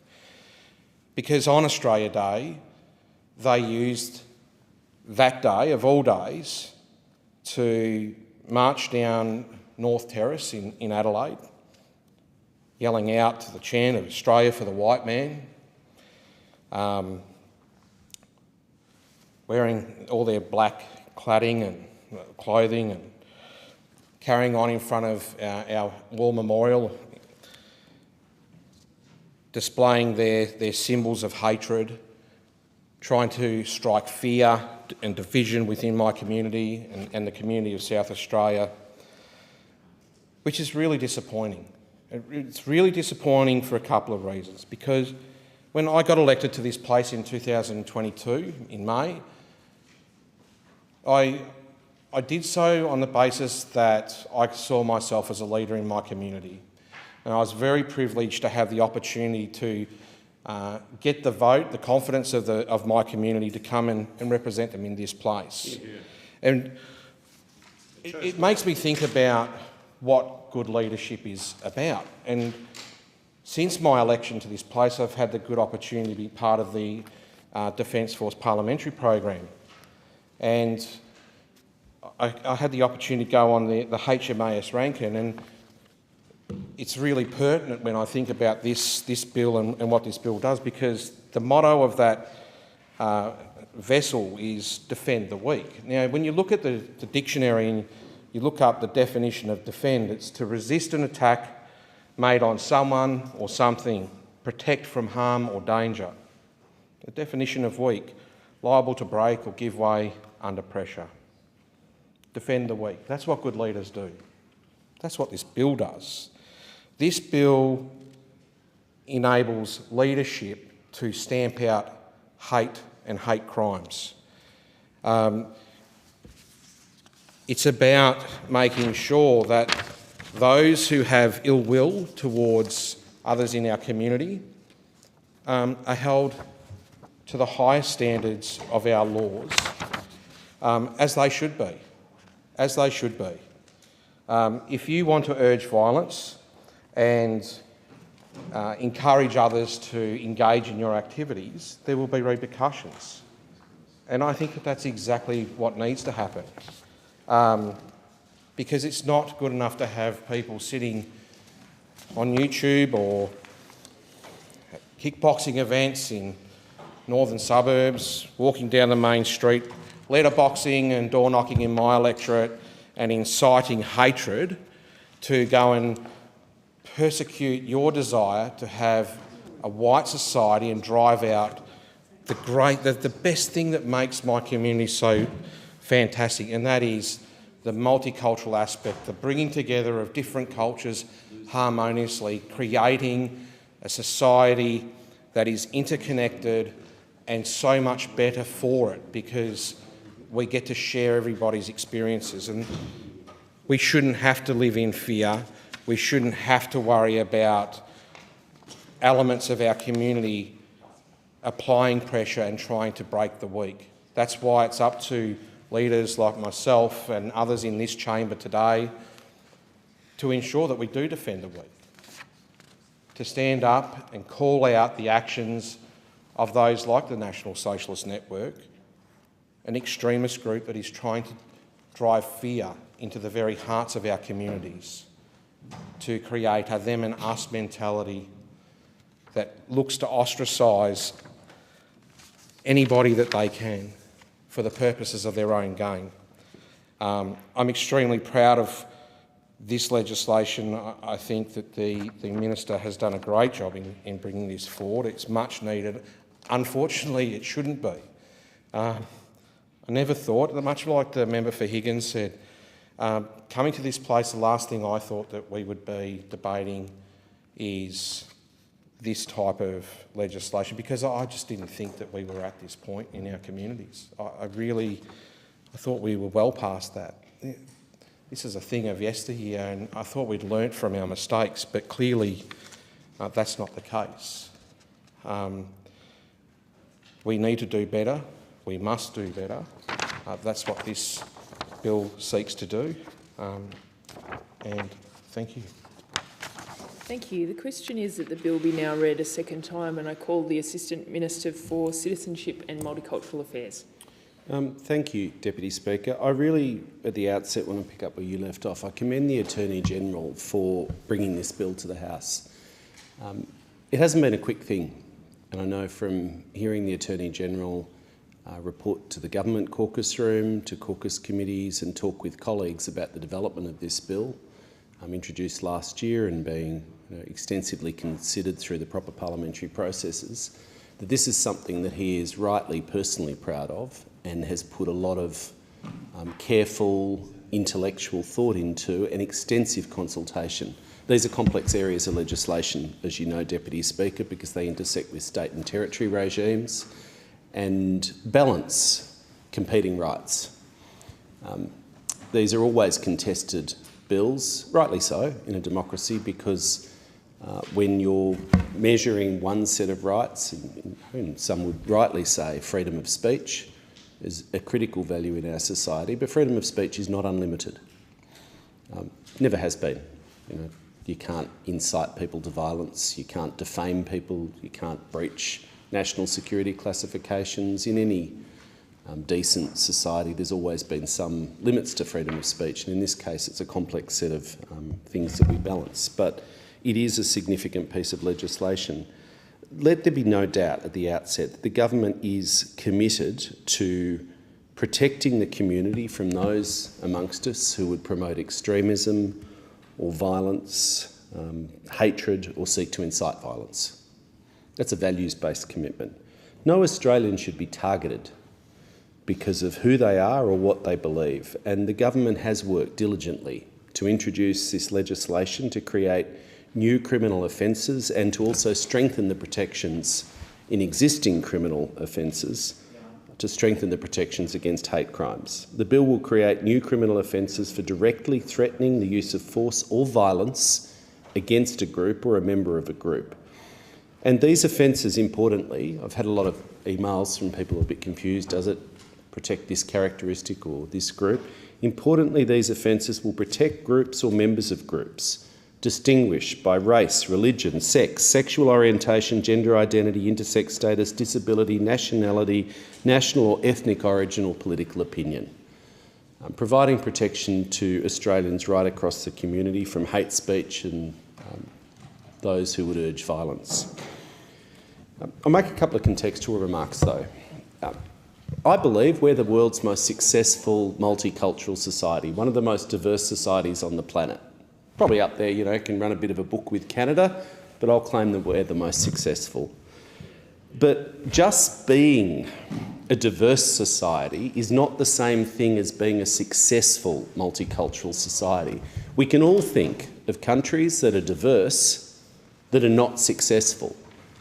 Indeed, the member for Wentworth recommended a book when we caught up for a cup of tea last year, and I will admit I didn't finish it over summer as I promised. I give you this confession now, but I did get through another couple of chapters. But part of the thesis of that book was observing that, their thesis, if you look through history, most diverse societies, Ottoman Empire, places you could mention, were actually run by authoritarian rulers. The notion of a modern, liberal, democratic polity with the level of human diversity that we have, be it faith, be it linguistic, be it cultural, be it ethnic, the notion of a democratic polity existing with that level of diversity is actually a very new notion. It's, some would say, only decades old in the whole of human history. And so the jury's out, People in 200 years will look back and see how we did. Hopefully they'll still be a peaceful, democratic, diverse society that we've bequeathed to them and those who come after us. but we can't take our success for granted. And success, in my view, has three key attributes. Firstly, the legal foundations and political intent. And this year we celebrate the 50th anniversary of the Whitlam Labor government's introduction of the Racial Discrimination Act, having abolished the last vestiges of the old racist White Australia policy, for instance. That act has stood the test of time, laying the legal foundations, but it alone has not been enough. There are other things that we've had to layer on in that task of trying to maintain a cohesive society in the face of all this diversity and conflicting views. Second part of success, Deputy Speaker, as you would know, is investment. Often that's helping new people settle in. So the member for Banks over there also represents a diverse electorate, and you do have to sometimes give some people a bit more help than others to get on their feet and set up life here and succeed. And investing to allow people to celebrate and cherish their cultural traditions, to pass them on, but importantly, to share them with the broader community. Again, that takes investment. But in my view, the magic ingredient, the secret sauce to success is leadership at all levels: political leadership, faith leadership and interfaith work, but community leadership. And day in, day out, it's the community leaders, the volunteers, the people on committees and organisations who do that work of building our social cohesion and maintaining it. And social cohesion is not an end state. It's inherent in the word cohesion. To cohere means to come together. Social cohesion is a dynamic process. Again, we can't take it for granted. And so when we face stresses and strains on our social cohesion, which I'll touch on in a moment, as we are at this time in our history, we've got to look at all aspects of that formula. Where do we need to strengthen our legal regimes and our protections? And this is a good example, where the government is of the view that we need to strengthen the legal protections and the regimes which exist to protect people from hate speech and to allow people to be themselves, whatever that means, and be safe in the community.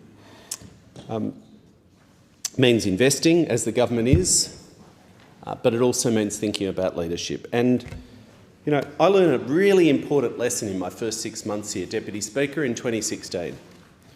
I arrived to Canberra bright-eyed, bushy-tailed, full of good ideas, and I was shocked to discover that the then government's main legislative priority, which consumed the then government party room with Peter Dutton and Scott Morrison and the whole rotten cabal of the IPA, their main legislative criteria was to weaken the Racial Discrimination Act.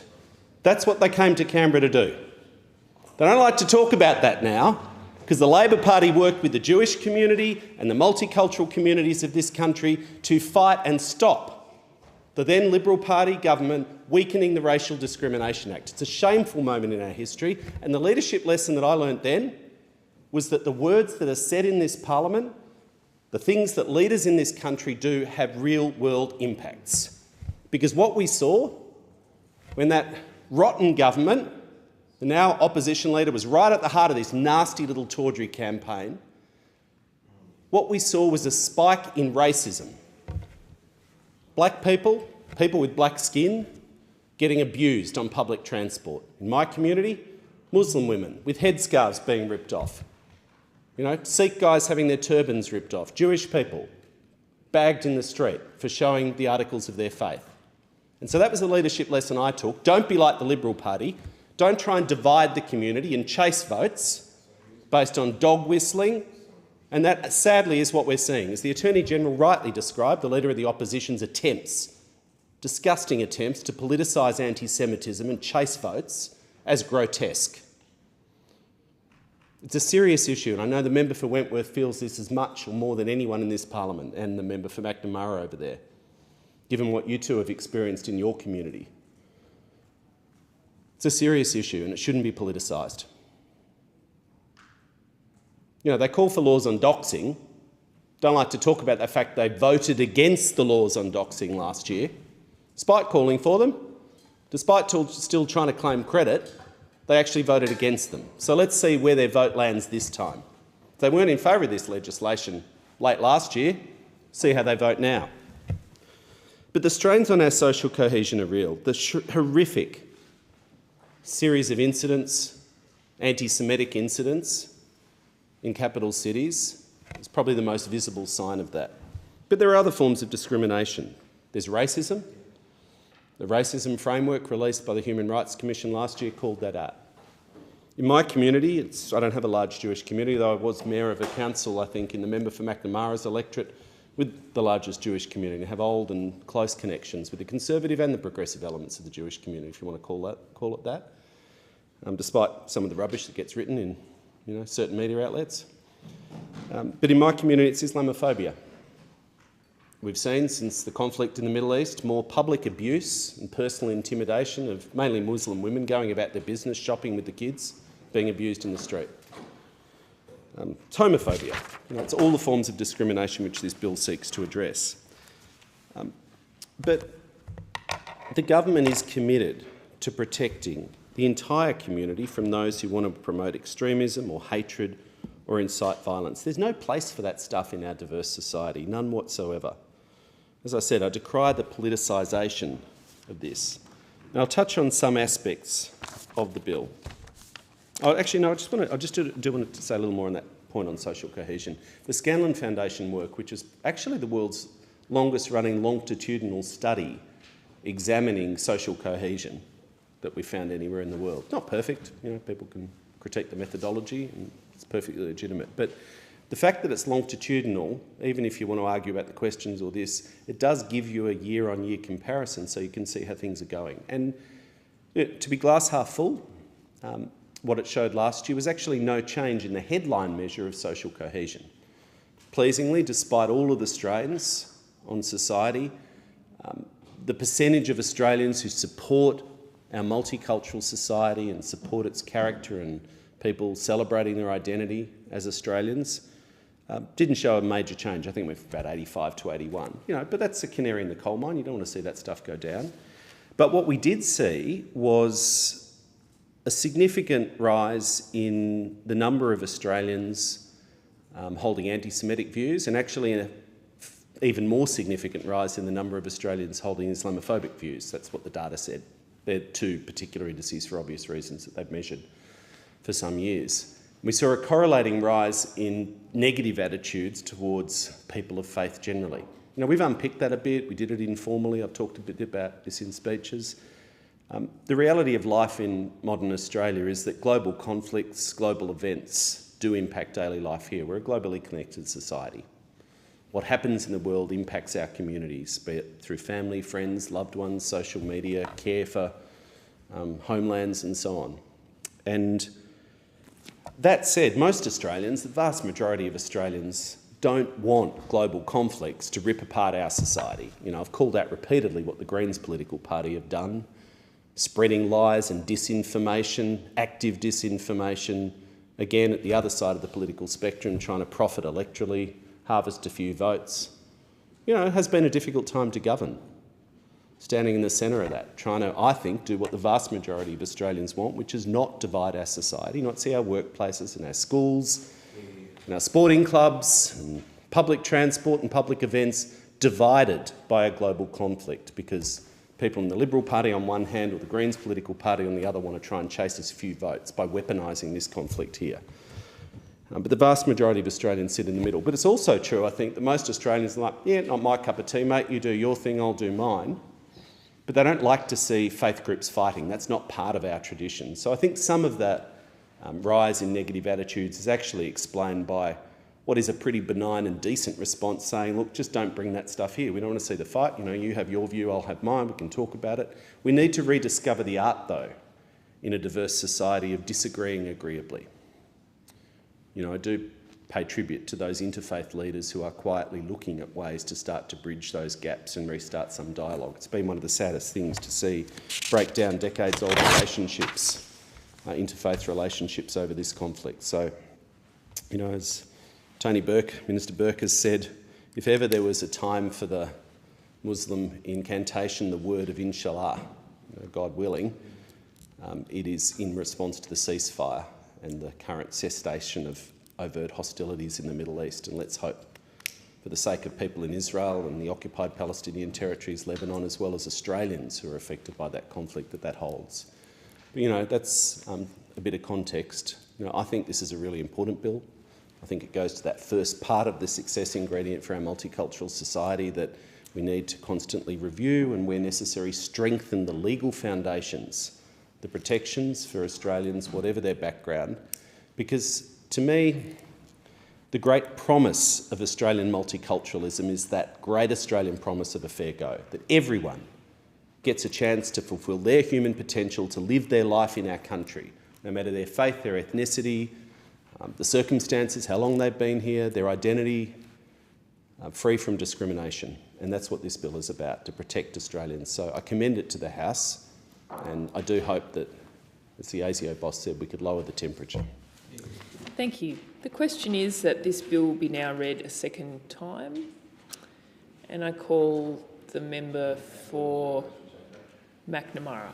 Thank you, Acting Speaker. I remember where I was on the 7th of October when the news came in of the potential terrorism attacks in Israel, and no one really had any sense of what was going on at the time. No one understood the scale. It was only as the hours unfolded that we started to understand exactly what had happened. And I don't want to focus this speech on the Middle East, but I do think it's important to start there because that was the turning point of things changing here in Australia. I do think that was a turning point where tensions were heightened in Australia, where people started to judge each other and to turn on each other based on what their views were on this particular conflict, that we didn't see the human side in each other, that we took sides against each other. And we saw it on our streets, we saw it, a heightened sense of conflict and a heightened sense of division amongst Australian society. And unfortunately, what we have seen not only in Australia but in other Western countries around the world is that as a repercussion of those tensions, of those legitimate anxieties that people are feeling being played out in illegitimate ways, that the Jewish community here in Australia has been the target of a rise of anti-Semitism that has frankly rocked my community to its core. It has rocked the Jewish people of Australia to its core.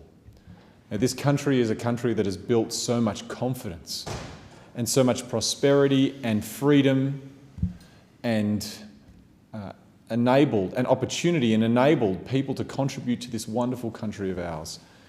But it is not possible to do that when there is vilification. It is not possible to do that when there is hate.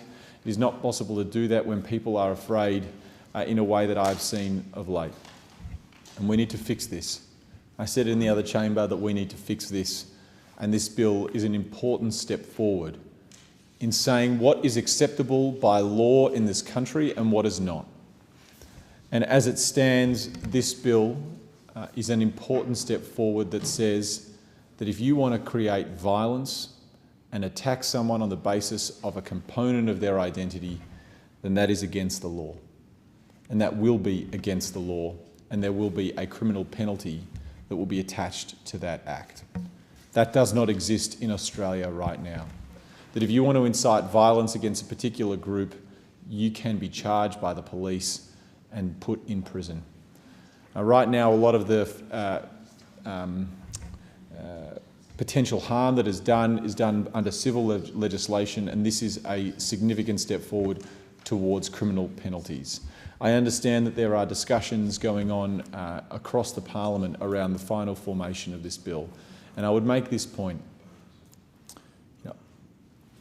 On this bill, we want to make sure that we are doing a couple of things.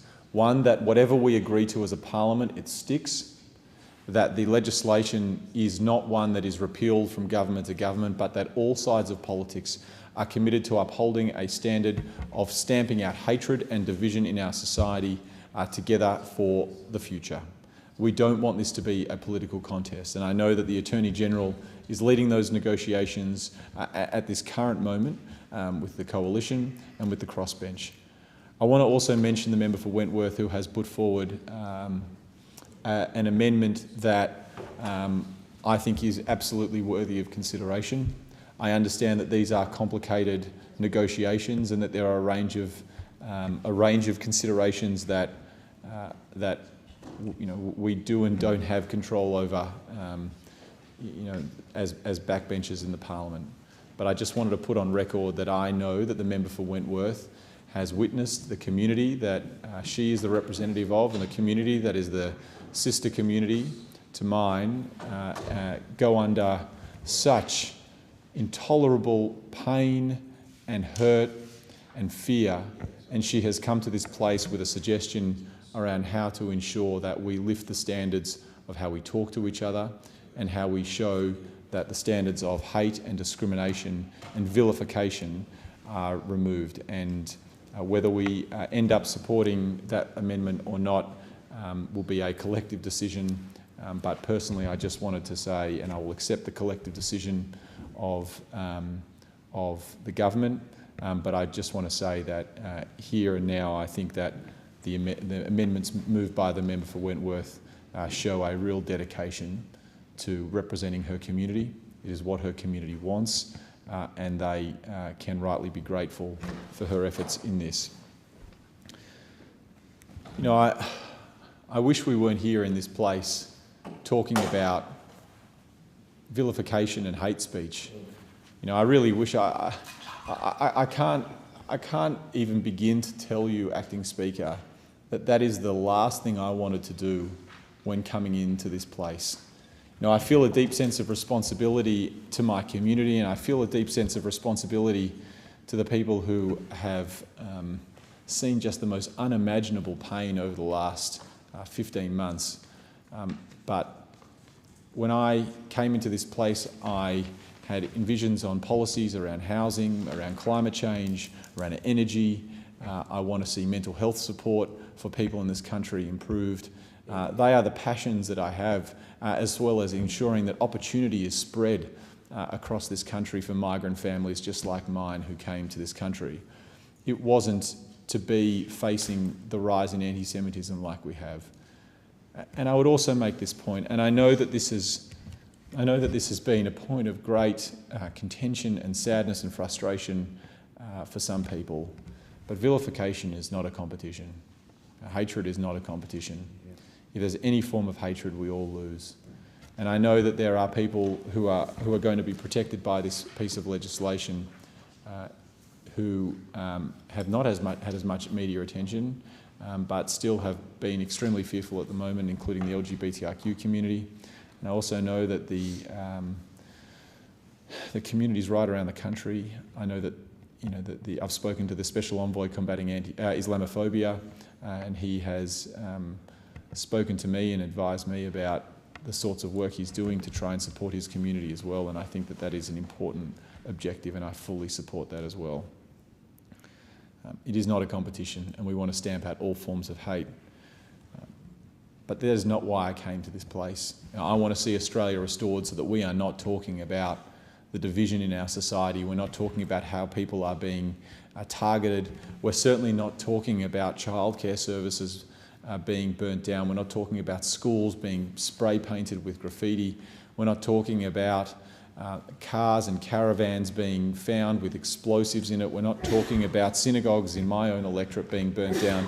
We're not talking about my own electorate office being targeted and my staff's place of work being completely smashed in and vandalised and made to be uninhabitable for months. I don't want to be talking about any of that. I want us to come into this place and show unity and resolve so that we in this country target the acts of hate and violence. We stamp it out. We set the standards of what is and isn't acceptable in this country, and that we show that Australia as a united force is not going to accept what is going on in our streets right now. Because that's what this ultimately is about. And we have seen throughout history these sorts of dark corners of the community come into the mainstream before. Anti-Semitism has existed in Australia since its inception, since there were Jews here. Anti-Semitism has existed on the golf clubs, it's existed in theatres, it's existed in a whole range of institutions where Jews were excluded from even participating. The whole reason why the Cranbourne Golf Club was set up was because the Jewish people in Melbourne weren't allowed to join Royal Melbourne. Now, thankfully, that's changed. I'm not a member of Royal Melbourne and not a good enough golfer to ever expect to be one.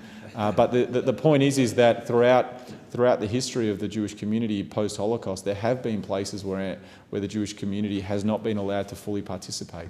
But on the whole, Jews have been safe in Australia.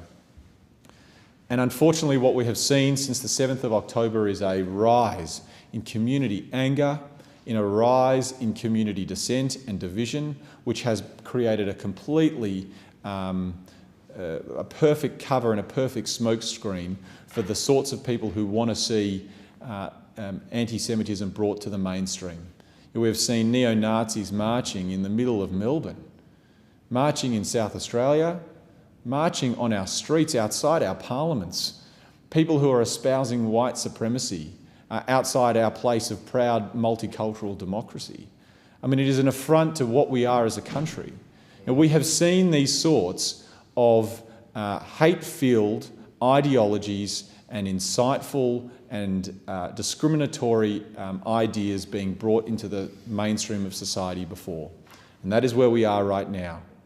And the question isn't whether or not we stand idly by and what a country does. The question that we all must confront is, what are we going to do about it? How firmly are we going to stand together to say that this is not going to happen in our name? And we cannot stamp this out completely. I wish we could, and we should definitely aim for that.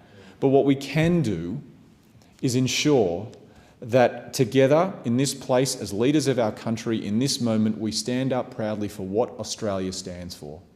We are a multicultural country. We are a migrant country. We are a place where we spread opportunity and we spread equality amongst all our citizens equally. That we say that everyone is equal before Australian law, that everyone deserves to be in this country free from discrimination and vilification and hatred, that every single person has a right to practice their faith and religion free from persecution and vilification, that every single person has a right to return to their homes safely without it being spray painted or vilified in the way in which we've seen, that every single Australian has the right to participate fully in Australian life without the fear of being targeted for being who they are. That is the Australia that I signed up to. That is the Australia that gave my family and my grandparents a home after they had left Europe, where they were kicked out of their previous ones. Now, that is the Australia that I believe in. And that is the Australia that makes me proud to be a representative in this incredible house of democracy. This bill is not one that I wanted to ever conceive of, but it is an important step forward to meet this moment and to set the standards of what is and is not acceptable in this country. No member, no person of any race, religion, nationality, national or ethnic origin, political opinion, sex, sexual orientation, gender identity, intersex status or disability should feel anything other than equality before the law. And that is what this bill does, that if you are going to try and incite hatred and violence against those people, then you will be charged and potentially convicted under our criminal law. Because, Acting Speaker, we might not be able to stamp out every discussion and conversation in this country. We might not be able to restore everything overnight. But what we can say is that in the mainstream of our society, in the suburbs that we are all proud to represent, that we will not tolerate this. I love this country. I love Australia. I love the fact that I am a proud Australian and I am also a proud Jewish Australian. I'm proud of my community. I understand how much they are hurting right now. I understand that we have not yet confronted this before in my lifetime. I understand that people want to see action, and that is exactly what this bill is. I understand that the Jewish community is not asking for special treatment, they are asking for safety. They are asking for the exact same treatment that they used to have, to be the same as every other member of the Australian community, to ensure that their kids can go to school, that their littlest kids can go to childcare, that they can go to synagogue and they can worship and practice their faith in exactly the way that they have been doing for hundreds of years. This bill is a step forward to ensuring that we, as a parliament, take the clearest of stances to make sure that we respond to the moment, that we respond to the vilification and hate, and we say not in our name. We say not in Australia's name, that this is not the Australia that we support, that this has no place in Australia, and that in Australia, if you want to incite violence against another group, then you will face the full force of the law. Thank you. The question is that this bill be now read a second time, and I call the Assistant Minister for Climate Change and Energy. Thank you, Deputy Speaker, and I'm glad to speak on the bill and to follow such a great contribution from my friend, the member for Macnamara, and before him, the members for Bruce and Spence. And as the member for Macnamara said, I think quite rightly, none of us as legislators particularly want to spend time focused on legislation like this, because legislation like this is responding to something that we don't want to see in Australia. We don't want to see division, we don't want to see discrimination and bigotry, and we certainly don't want to see the things that can flow from that kind of way of thinking, that kind of behaviour, which is violence and making people fear violence. That's unacceptable. And I guess at the outset I'd sort of make the point, I think it's an obvious point, that the greatest protection against the violence and other kinds of hateful conduct that can flow from particular kinds of extreme bigotry and prejudice, the greatest protection will not be legislative, the greatest protection will be cultural.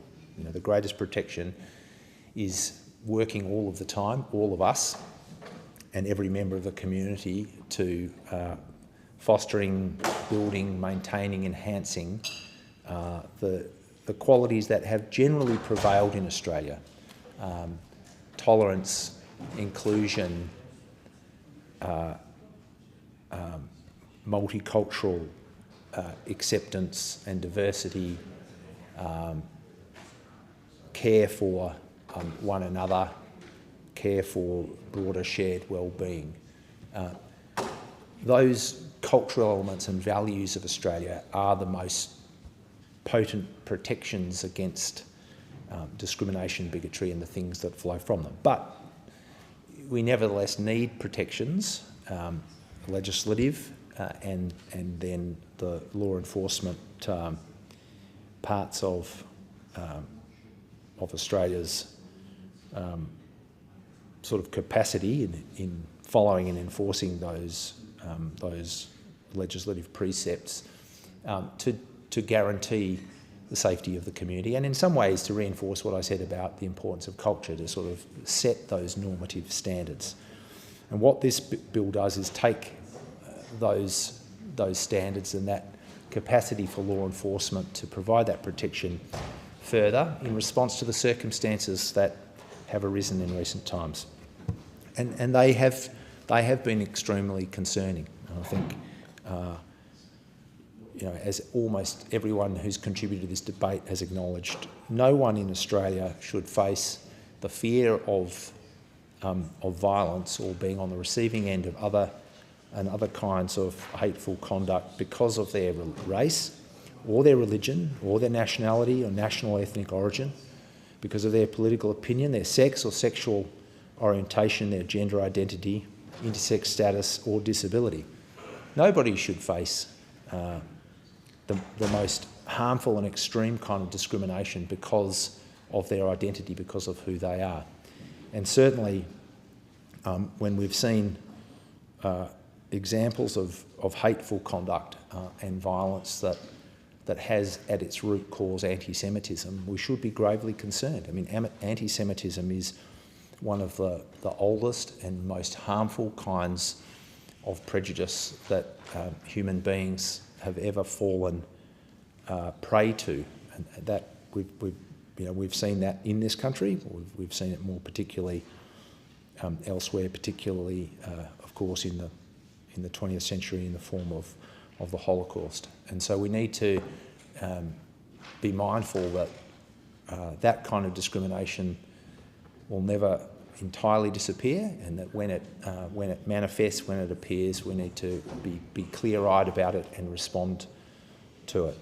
And certainly Jewish people in Australia should not feel unsafe. They should not feel threatened, and nor should anyone as a result of their membership of a group defined by all of those characteristics that I just mentioned.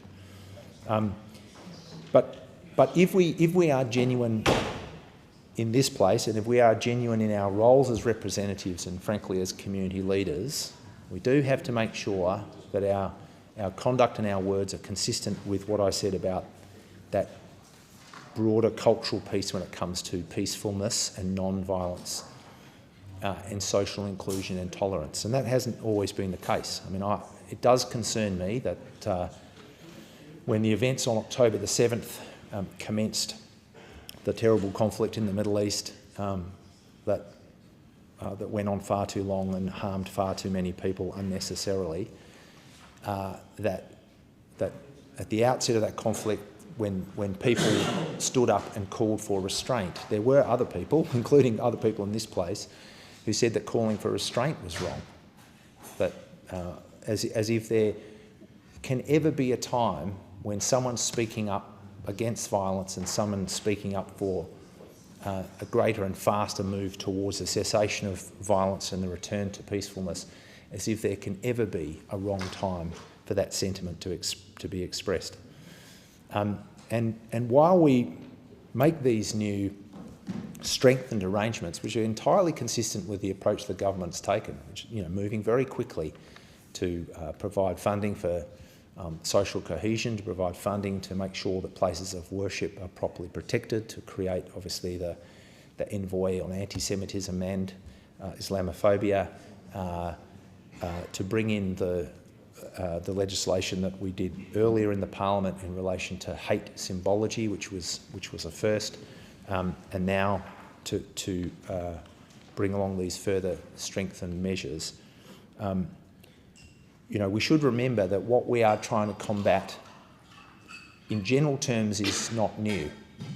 And we should remember that we've seen at various times in Australia's history conduct that is similarly hateful, that is similarly prejudicial. And I do think that as we deal with this particular issue, that it does pay to reflect on other kinds of discrimination that have been present and continue to be present as well. Make sure that we're going to be consistent about those things. Because, the reality is we have seen violence and relatively large-scale social unrest in this country in this century focused on people because of their faith or their national identity. And the Cronulla riots in 2005 come to mind. I mean, this was an instance where you saw kind of wide-scale violence and wide-scale hateful targeting of people based on the perception that they were from the Middle East or that they might be of the Islamic faith. That's, as far as I can recall, someone has another example, they can make that part of the debate, but as far as I can recall, that would be the most serious kind of prejudicially based violence and civil disorder that we've seen in the 21st century. And there were people at the time who didn't think that was a particular problem. I think Prime Minister Howard at the time said that he didn't think that there was any reason to be concerned about the racialism and the prejudice that was involved in those terrible events. And I think it's worth remembering as we bring in an arrangement that will make sure that hatefulness, the advocacy of violence and the threatening of violence through prejudicial hatefulness against people for a range of general characteristics, race, religion, nationality, political opinion, sex, sexual orientation, gender identity and so on, that we do remember, and we can have the courage to be honest enough with ourselves that the most harmful form of that in Australia's history is prejudice against First Nations people. I mean, there's just no question whatsoever that that the history of Australia involves the greatest harm and violence and hateful conduct towards First Nations people than towards any other group. We should be able to be honest about that and apply ourselves to making sure that that kind of prejudice is called out and combated at every opportunity. But Deputy Speaker, I'll just say about these laws that while I support moves to strengthen the ability of law enforcement to combat, the most dangerous form of bigotry that leads to threats to be made of violence or violence itself to occur to people based on their identity, that we always make these kinds of changes carefully. We should always make these kinds of changes carefully. There will always be a tendency in responding as we should to discrimination, hateful conduct. There will be a risk, I should say, not a tendency. There will be a risk that in seeking to combat a particular problem, we create other issues, and it goes to the point that my friend, the member for Bruce, was making earlier about the balance of things like freedom of speech on the one hand and people's right to live free from fear on the other hand.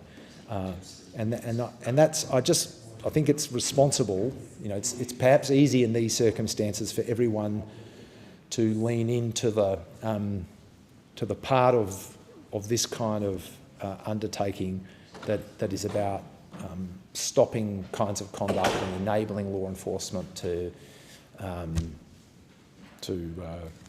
focus on people who present harm, to remember that what is almost always involved in these kinds of measures does have the potential to infringe on other freedoms that we regard rightly as being very precious.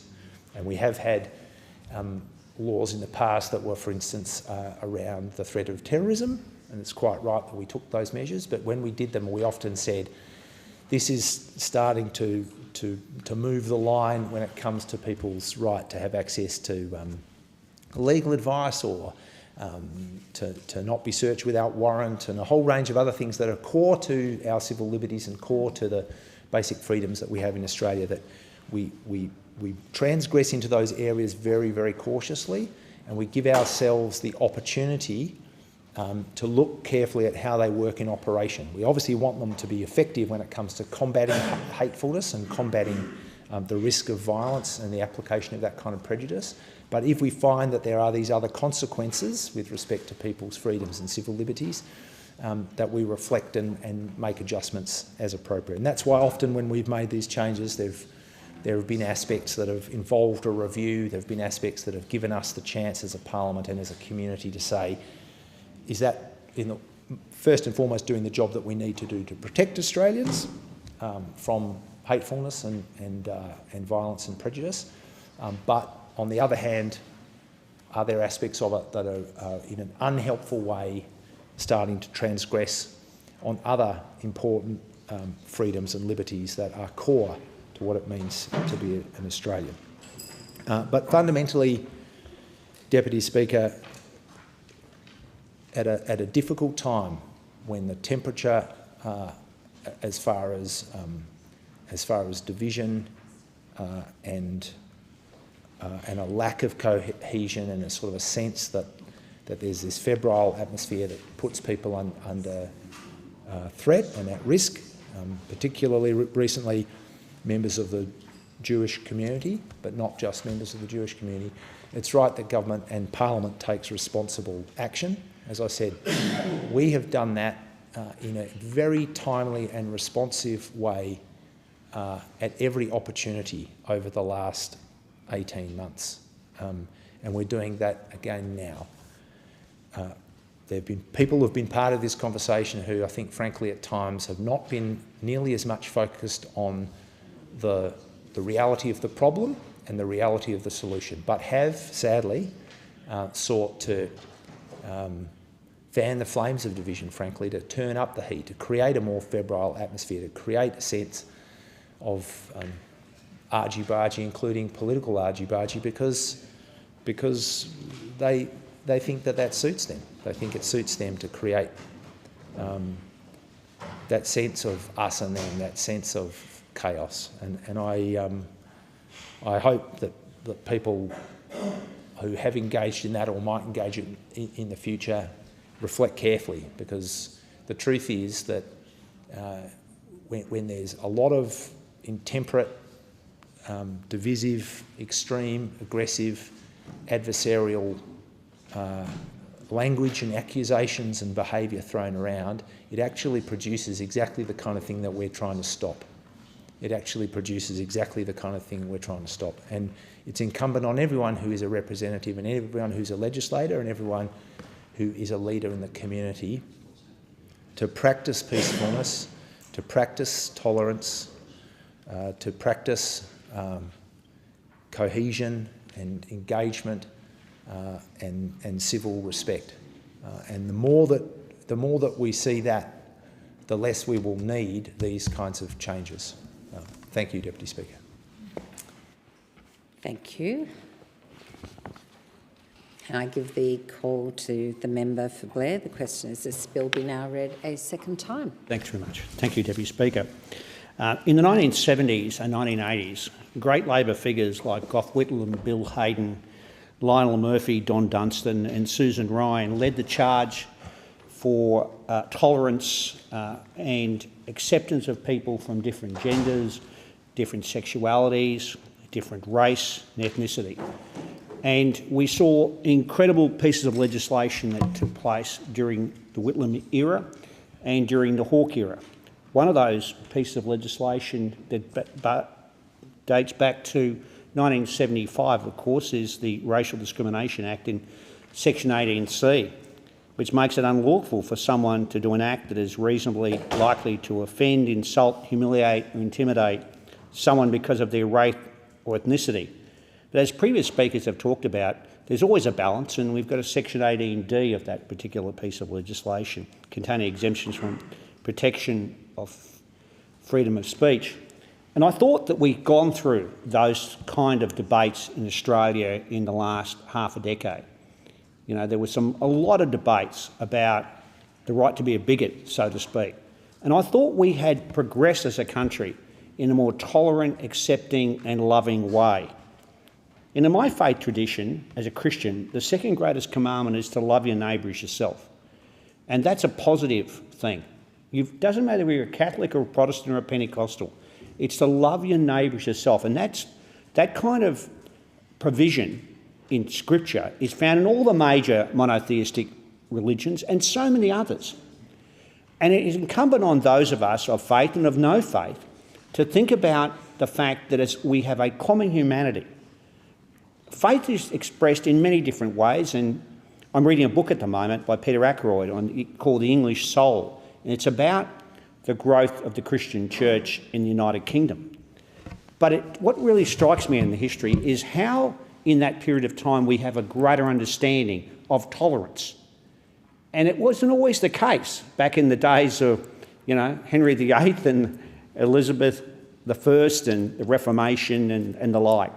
But I thought we'd have progressed in Australia. I thought we had got through a lot of this. And it is sad that we've got this legislation, the Criminal Code Amendment Hates Crime Bill of 2024, before us. I was applauding the Attorney-General when in 2023, the government introduced the Counter-Terrorism Legislation Amendment Prohibited Hate Symbols and Other Measures Bill 2023, which passed after some amendments. I was pleased that we made amendments to the Criminal Code to introduce offences related to display or trading in hate symbols, such as Nazi symbols. Now, I know the Attorney-General, when he spoke in introducing this particular bill, talked about that tolerant society to which I referred. He talked about the new and expanded offences introduced in this bill as a response, and I quote, to the increasing prevalence of hate speech and hateful conduct in our society, particularly in light of recent global events. In my home state of Queensland, the Jewish community has made an enormous contribution. It's a lot smaller than it is in Brisbane, than it is in Sydney and Melbourne, but its contribution to business, to law, to academia, to sport and cultural life, the arts and community is immense. And I'm so proud to have stood on numerous occasions with the Jewish community in Queensland to oppose intolerance and anti-Semitism. The legislation that we have before the chamber today is an unfortunate necessity. There is always a balance between prescriptive conduct or prescribing conduct and freedom of speech. Now, I remember, before I talk specifically on this particular bill, an unforgettable experience I had some years ago. My family came to Australia in the 1880s from Germany with the surname Newman. And they came fleeing persecution. They were poor, they were religious, they were a minority. They came and they settled in Ipswich in the Lockyer Valley. And that's my dad, so my mother's side, they came from poor people who were virtually levellers, as we used to call them, in England and from the MacLeods in the Highlands of Scotland. They were persecuted people.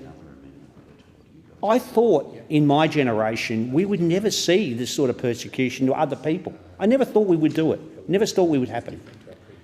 And my ancestors made lives and they prospered and did okay, and they've even got one of their descendants, a federal MP. But I remember being in Yad Vashem in Jerusalem in the Holocaust Museum some years ago. I happened to be in a party and I was separated. And I happened to be with my German surname there by myself, really. And there, in the same crew and same group, I sort of wandered in a group of Israeli conscripts, all these people young enough to be my children. And there they were, being taught about the historical experience of the Holocaust and what they'd gone through. For them, it was a real-life living experience. For me, it was a shock. And it's one of those experiences I'll never forget, because I thought if my ancestors had not come from various parts of Prussia and Berlin and Hamburg and the like, where would I have been? What would have happened? Would I have been caught up in that conflict of my parents or my grandparents? And it was a really pivotal moment in my personal and political and even spiritual experience. And so we must never, ever forget the Holocaust, and must never, ever forget that there's 6 million Jewish people that were slaughtered by the Nazis. And the other minority groups as well, the gypsies, the homosexuals, so many other groups as well. Not forgetting all those people who stood up bravely against militarism and fascism, and of course against Nazism. So I remember being Deputy Speaker in Trafalgar Square in London and a part of a parliamentary delegation last year. And there were huge demonstrations outside of where we were staying. And I remember seeing amongst so many of the demonstrators those Nazi symbols. I remember seeing them and being shocked that anti-Semitism was there on display. Shocked. And we have seen those type of Nazi symbols and that type of anti-Semitism expressed not just overseas in a country like ours, like the United Kingdom, not just expressed there, but in our universities, in our schools, in our workplaces, on the sporting field and elsewhere, where people, because of their Jewish faith and their background, their belief system, have been persecuted, abused, the recipients of violence, all because of their faith and ethnicity. It is a disgrace and abhorrence that Australia in the 21st century should have this occurring. It is just terrible, and I use the word terrible in inverted commas, that we must do this legislation, because we need to set very firm guidelines. Legislative changes are not just to be implemented, they have a moral force and efficacy. Like that legislation I talked about before, the Racial Discrimination Act, and those giants of the labour movement I referred to before. this has a statement in this legislation about what we believe and what we will not accept in this country against any group, Jewish or otherwise. So I want to express my fulsome support for the legislation and go on record to say exactly what this legislation will do in the remaining 5 minutes of my speech. So the bill creates a new criminal offence or offences, strengthening the criminal code, which already has some things in there, extending specific protections to persons who are targeted due to their race, religion, sex, sexual orientation, gender identity, intersex status, disability, nationality, national ethnic origin or political opinion. And these are called protected attributes in the legislation.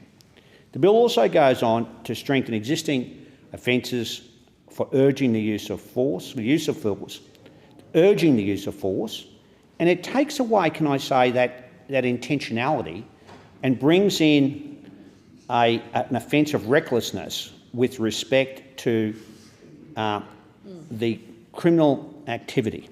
What I mean by that is it provides an offence is committed if a person is reckless as to whether the violence urged will occur, lowered from the existing requirement that the person intended the violence urged will occur. It removes the application of the defence of good faith. How can the defence of good faith be there when you're actually urging violence? It extends protections to persons distinguished by sex, sexual orientation, gender identity, intersex status or disability. And this is in addition to those protected attributes I referred before.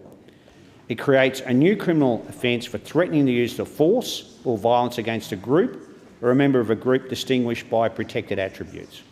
It also amends the existing offences for the public display of prohibited hate symbols in the criminal code, which I referred to earlier, and the provisions make an offence to publicly display prohibitive hate symbols or make the Nazi gesture in public, including where the display of the symbol or use of the gesture is likely to offend, insult, humiliate or intimidate a member of a group distinguished by protected attributes.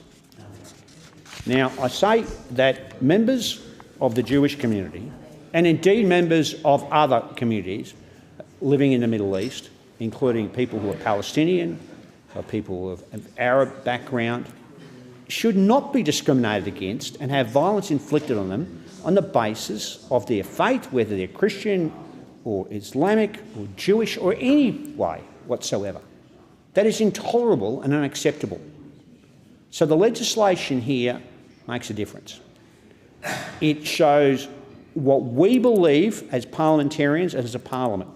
I hope it is passed in a bipartisan way and the crossbench fully supported. I hope it gets through because it will say something. It's not just a legislative change, it will have that moral force behind it.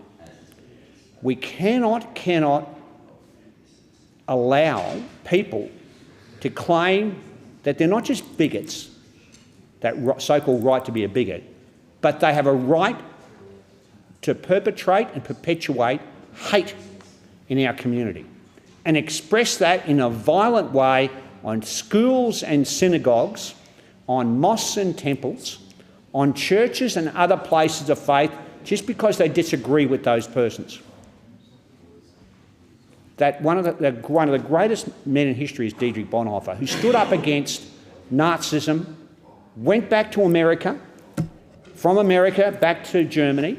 He could have stayed in academia and pastoral care, but went back to Germany to stand up for his faith and died near the end of World War II as a symbol of what it means to be a true Christian, a man of peace, a man of tolerance, a man of charity, a man of love. Now, Dietrich Bonhoeffer stood against this kind of intolerance, because if they come for, as he said on numerous occasions, if they come first for the Jewish community, they'll come for then the Christians, and they'll come then for the trade unions and the politicians. If you go to the German Parliament, you will see in the German Parliament a book that's there.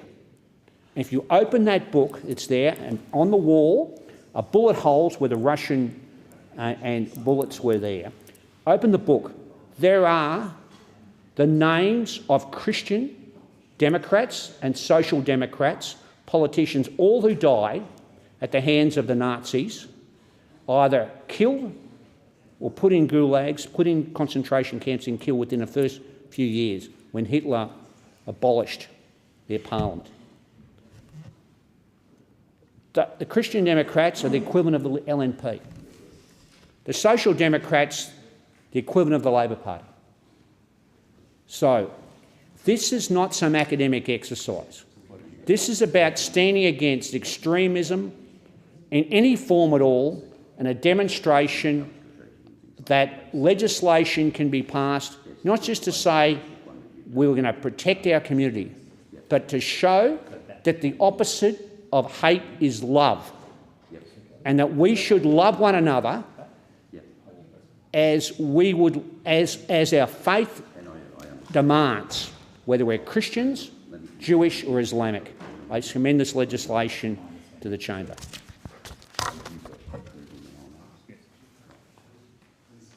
Okay. Thank you.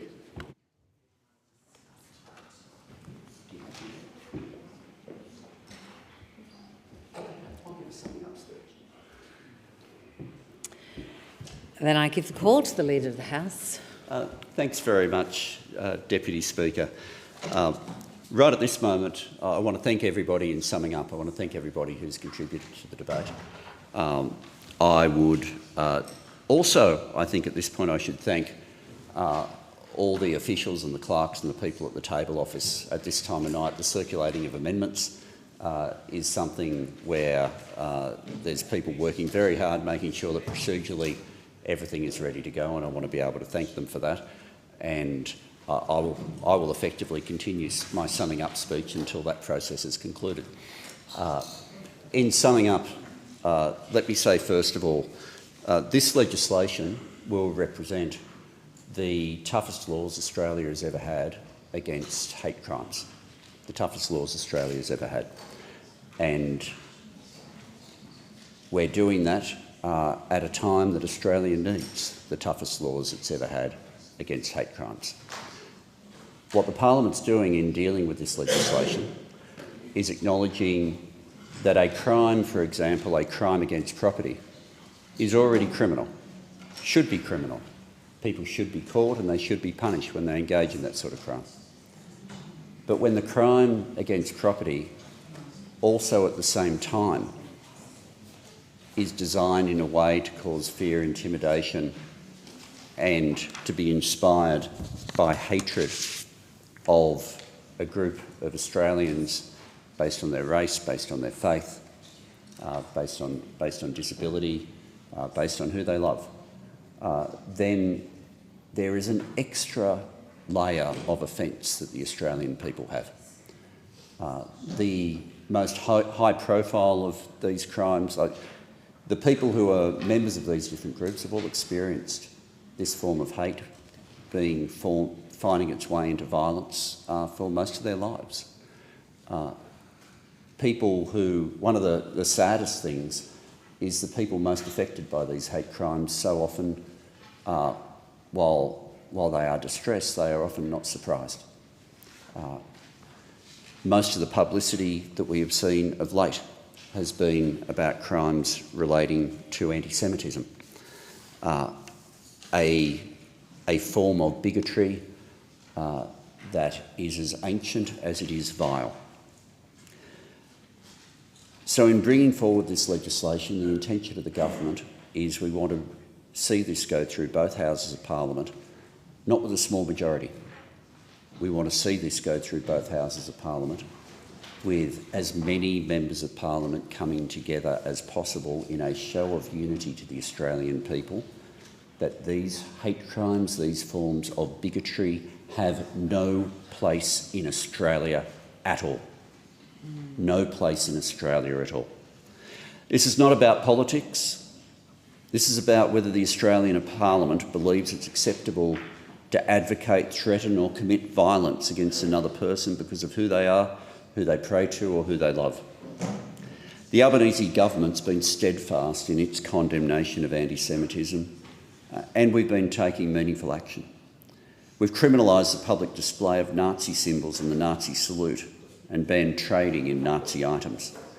We've appointed Australia's first special envoy to combat anti-Semitism. We've established Special Operation Avalite as a joint agency between the AFP and ASIO to investigate and deliver high-impact disruptions and prosecutions, and committed more than $57 million to improve safety and security at Jewish schools and synagogues.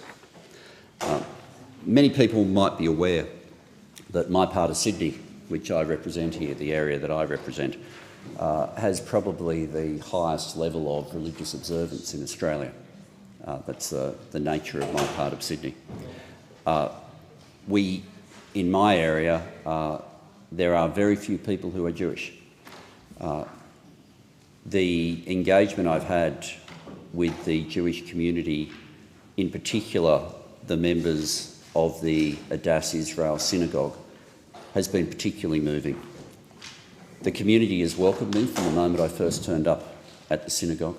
The leadership have been phenomenal. Their sense of hope and generosity in the face of the hatred that they saw there can only inspire us to see the best of the Australian spirit, and a reminder of how their resilience represents the best of our country in the way that the thugs who tried to destroy a place of worship represent views and attitudes that have no place in Australia at all. I will never forget, following my first visit there, only a few days later, because it was mentioned to me, as it had been mentioned to the Prime Minister earlier that same day, that the rabbi had his visa soon to expire. And I took as the Minister, as the member opposite me, the portfolio that he once held, although when he held it, I'd held it before that as well, of citizenship, that took the strongest action a Minister for Citizenship can take in this country, or a Minister for Immigration can take. And that is when someone has been told they don't belong, you respond loudly by making them a permanent resident. And to do that for the rabbi and all his family, and we couldn't be in the same room at the time. I was interstate. I'd been at the synagogue earlier that week. I've visited the synagogue again since. But when we were there on our phones, and as he and his family became permanent residents, he was presenting each of them to me in front of the phone and the camera with them waving. And he made comment after comment about how much he loved Australia. He made comment after comment of praise for our country. And it was a pretty rare privilege with a community that, I've known members of the Jewish community all my life, but a community in my electoral role I don't engage with as often as a local member of Parliament. I always have through various portfolios, obviously. But for me to say to him, I know earlier this week some people tried to tell you you don't belong. Well, today Australia says to you, welcome home. And it was an important moment, and a moment that I'm very proud of that the Albanese government was able to provide in sending that message that the thugs who wanted to tell that community they didn't belong, it was the thugs who don't belong. It was the thugs who don't match the values of this country. Now, the bill today is not exclusively about protecting one part of our community from hate. I've dealt, as other people have in their contributions, at length, looking at the clock, more than half of the speech specifically with the evil of anti-Semitism. But this bill is not exclusively about protecting just one part of our community from hate. For too long, people have been the subject of abuse because of who they are, fearful to engage in so many aspects of life that we take for granted. Society has been robbed of their diversity when that happens. And this bill will protect all Australians regardless of their race, ethnicity, faith, gender, who they love, whether they live with a disability. Government and laws alone can't change behaviour. The Director General of Security reminded us recently that words matter. Words really matter. And I remember for 10 years running a series of protests to make sure that our hate speech laws in this country were not weakened, and walking through the streets of Lakemba, side by side, imam, priest, rabbi, and various other religious leaders, all walking together in a walk that had a simple title, the Walk for Respect, because it should be as simple as that. People there were protesting against hate speech and protesting against violence that can flow from hate speech. And the people who were doing that and walking at protests, thousands of them turned up, but protests that I'd had the privilege to organise, the Walk for Respect, they were in a different situation to me, even though we walked together. I'll go the whole of my life in Australia without ever receiving hate speech because of who I am, because of my faith, because of my ethnicity.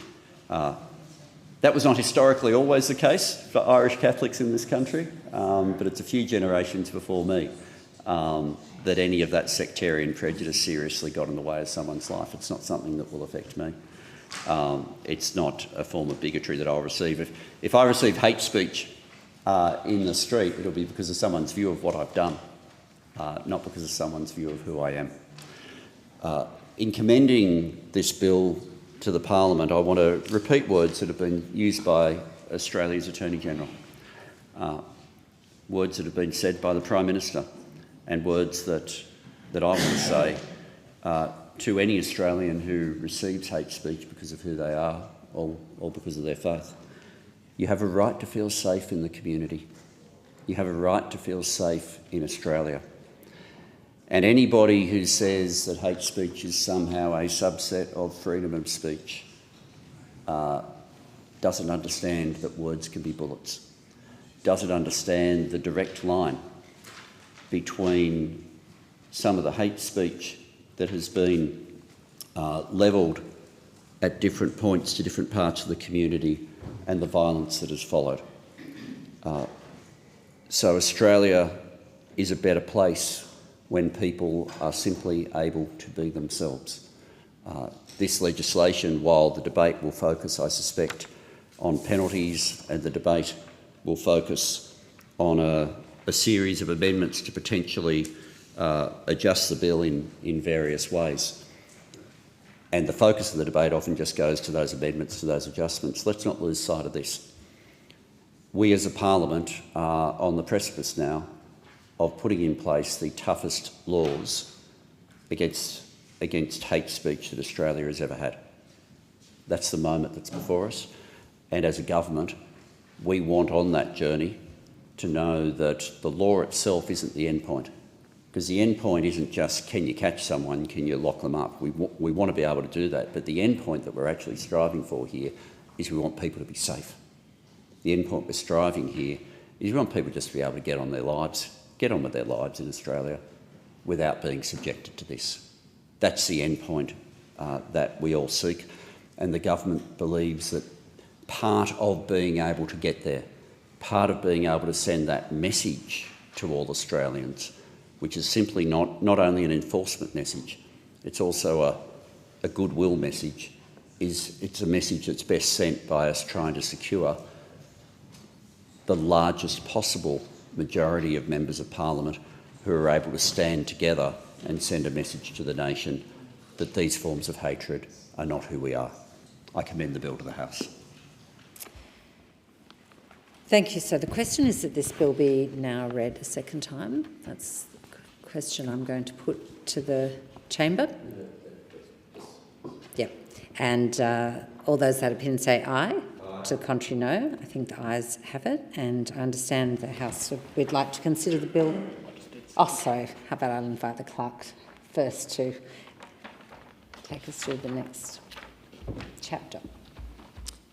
Second reading. Bill for an Act to amend the Criminal Code Act 1995 and for related purposes. Thank you. Now I understand it's the intention of the House to consider the bill in detail, and I understand it's the wish of the Federation Chamber to take the bill as a whole. So the question is that the bill be agreed to. I give the call to Member for Banks. Well, thank you, Deputy Speaker. And I ask leave of the Federation Chamber to move amendments 1 to 4 as circulated in my name together. Is leave granted? I was checking, is it still 1 to 4? Because I thought there were some that were being withdrawn. There's still 4 on this new amendment. So just give us a moment and I'll check get leave. with I just want the... to make sure we're doing procedurally. I'll just make sure with what we have before us, because I'm not sure. There was some earlier numbers that I think have been withdrawn. I don't know if we've done. I believe 1 to... It's my understanding 1 to 3 was withdrawn, and we now have 1 to 4. Is that correct? We've still got 1 to 4, is it? So the 1 to 3, they're no longer there. We've started the numbering again. Is that right?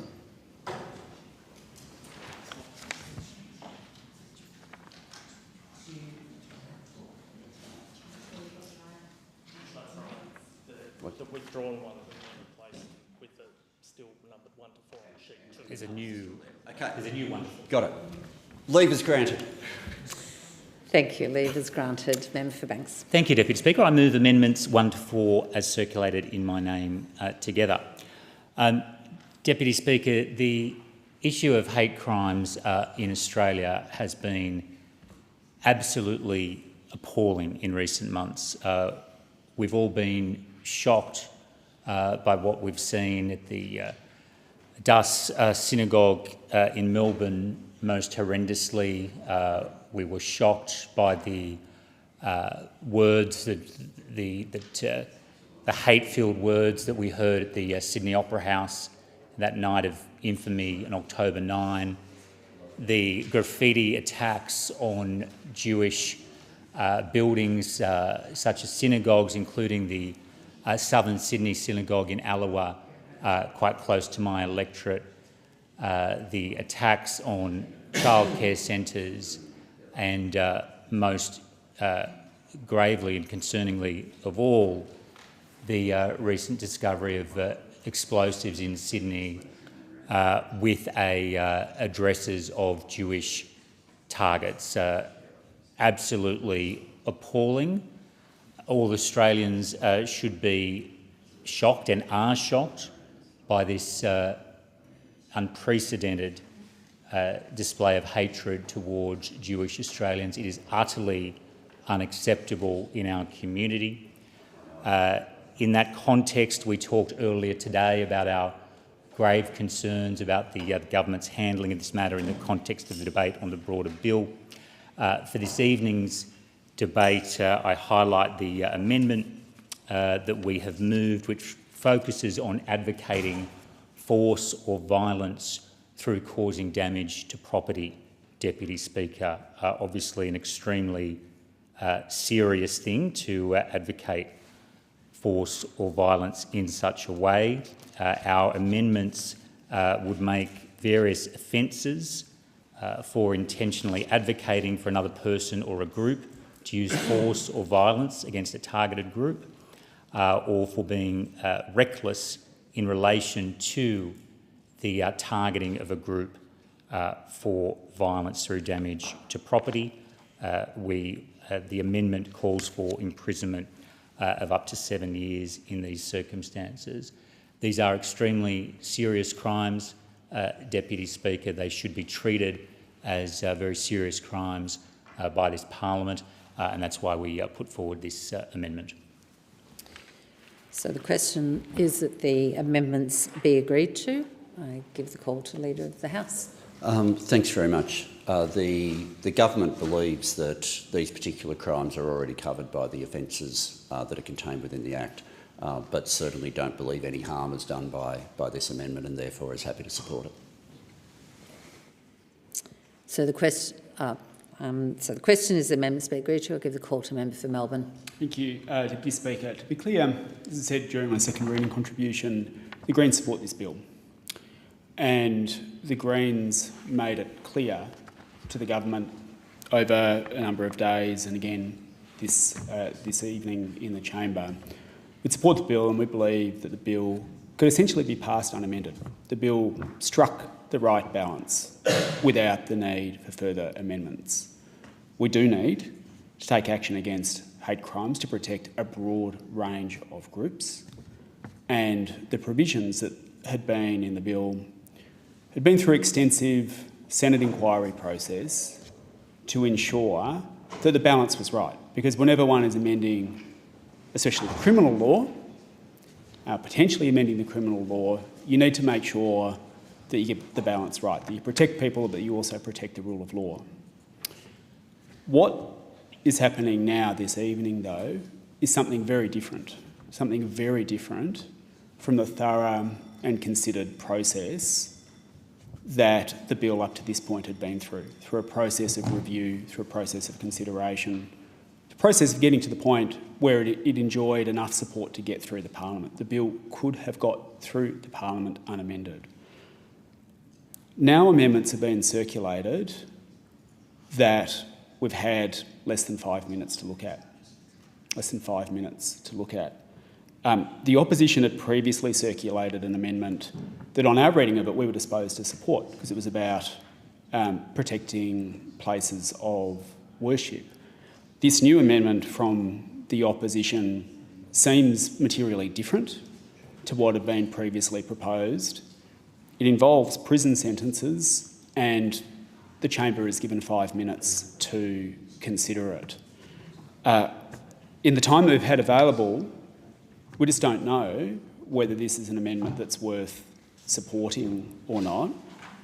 It does appear from what the government has said that a deal has been reached between the government and the opposition to support a number of last-minute amendments to this bill that, I repeat, had enough support to get through Parliament already. Could have got through Parliament already because it was a good bill that struck the right balance. And so 5 minutes notice and the merest of speeches that don't go beyond a couple of minutes to speak to a new amendment that people have not seen is not the way that this Parliament should be legislating about such a serious matter, especially when, as I repeat, the bill was in a position to pass without amendments. And so accordingly, I will be asking that this question be recorded as being unresolved. We're just not in a position at the moment, given the amount of notice that we have, to determine whether or not these are amendments that are worth supporting. Thank you. I'll give the call to Member for Banks. Thank you, Deputy Speaker. I seek leave to withdraw amendments 1 to 4 moved in my name. Is leave granted? Leave granted. Okay. Thank you, Deputy Speaker. Thank you, Deputy Speaker. I move to withdraw amendments 1 to 4 moved in my name. And that's done. Thank you. Leader of the House. Thanks very much. I should, for context, refer to my earlier comment thanking the officials who've been working, getting amendments back and forth. The complexity of the two different houses. Just want to acknowledge my thanks to the clerks for everything they're doing. I present 2 supplementary explanatory memoranda to the bill.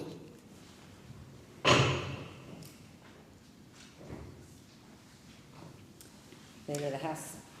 I ask leave of the Federation Chamber to move Government Amendments 1 to 19 on sheet EZ100 and Amendment 1 on sheet AA101 as circulated together.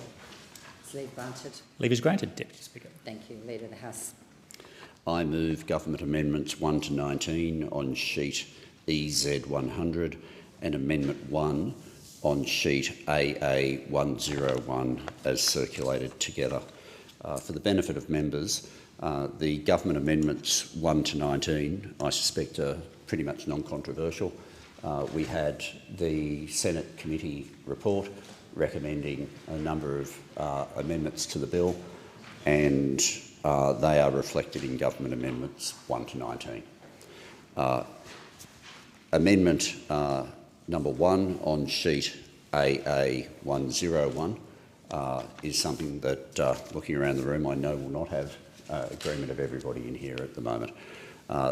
This amendment does a number of things, or 2 in particular. It puts in place some mandatory minima for some of the for sentences contained within the bill itself. And secondly, it puts in a 2-year review period for those changes. I want to make clear this amendment is part of the principle that I explained a few moments ago, where I said that the government is determined to be able to see this legislation pass with the largest majority possible, to be able to send the strongest message possible to the Australian people. This does not change the fact that the government previously, for a long time, myself included, has expressed concern about the efficacy of mandatory sentencing and the concern that it can, in some situations, potentially result in people not being found guilty when they should be, potentially taking away an incentive for people to cooperate by pleading guilty, or taking away an incentive for some people to inform on their co-accused. It's for that reason that we have put in place the 2-year review period. I want to make clear the priority from the government here, because sometimes the mandatory sentencing debate goes back and forth as to who's more tough, who's not tough. That's not the argument here. The argument here is making sure we have a process that will work. The last thing I think any member of this parliament wants is to end up in a situation where fewer people who should go to jail, or where some people don't end up informing on their co-accused. That's not something we want. For that reason, after 2 years, the review period will give the parliament the opportunity to say, did this work? It'll give the parliament the opportunity to say, what difference did this make? It gives us the opportunity to be able to proceed with this legislation now. And let's be in no doubt, delay on this legislation does come at a cost. This legislation deals with crimes that are happening in real time. We're seeing them on our TV screens. We want this bill to go through quickly. We want to maximise cooperation across the parliament. We want the most significant majority that we can have. And ultimately, as well as sending the positive message to the community, we want to make sure that people who commit these hate crimes are caught, are charged, are convicted and are in prison. So the question is that these amendments be agreed to. Member for Melbourne. Thank you, Deputy Speaker. Made 2 points. Firstly, the 2 sheets of amendments I think were only just made available in the chamber. The Minister says that some are uncontroversial amendments and others are likely to be controversial. Had that been made clear before, and had we had more than a few minutes' notice of this, a different position might have been taken about moving all of these amendments together. And it's disappointing that amongst all the rhetoric about wanting cooperation across the chamber, these have been sprung on and people have not been given an opportunity to consider and potentially even support some of these amendments. If the intention really were to get the largest majority, then I think if that would be preferable. Thank you. Sorry, I didn't hear that. Sorry, if I Leader of the House. Just to assist the House. Seeking the call. Because I'm not wanting to play a wedge game where people want to vote different ways on them. The sheet had been prepared for them to happen together. I'm happy. I seek leave. I'll seek leave to withdraw the motion. Mm-hmm. Is leave granted? Leave is granted. Thank Okay. you. Leader of the House. And now I'll just do them separately. Because I just don't want the procedural. I don't want anyone to feel that they're trapped wanting to vote a different way. So let me just do that. So I ask leave of the Federation Chamber to move government amendments 1 to 19 on sheet EZ 100 together. Is leave granted? Leave is granted. Thank you. Leader of the House. I move government amendments 1 to 19 on sheet EZ 100 and make clear to the House these are the ones that are direct response to the Senate Committee. So the question is that the amendments 1 to 19 on sheet EZ 100 be agreed to. Member for Melbourne. I thank the Minister for doing that. I genuinely do. With enough time to consider these, which hopefully we'll be in a position to do overnight, it may well be that we've certainly made the point to date in our contributions that a number of amendments that have arisen out of the Senate inquiry are amendments that in principle we support. Because these have only just been made available in the chamber now, I think we want to just test that that's what they are.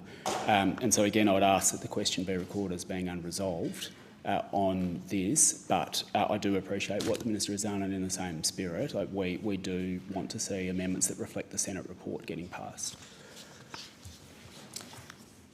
So we will... The question is that the amendments be agreed to, and you're now going to make this an unresolved, so we'll have to come back and do the Amendment 1 on A. Okay. So, yeah, I will put the question. All those that opinion say aye. To contrary, no.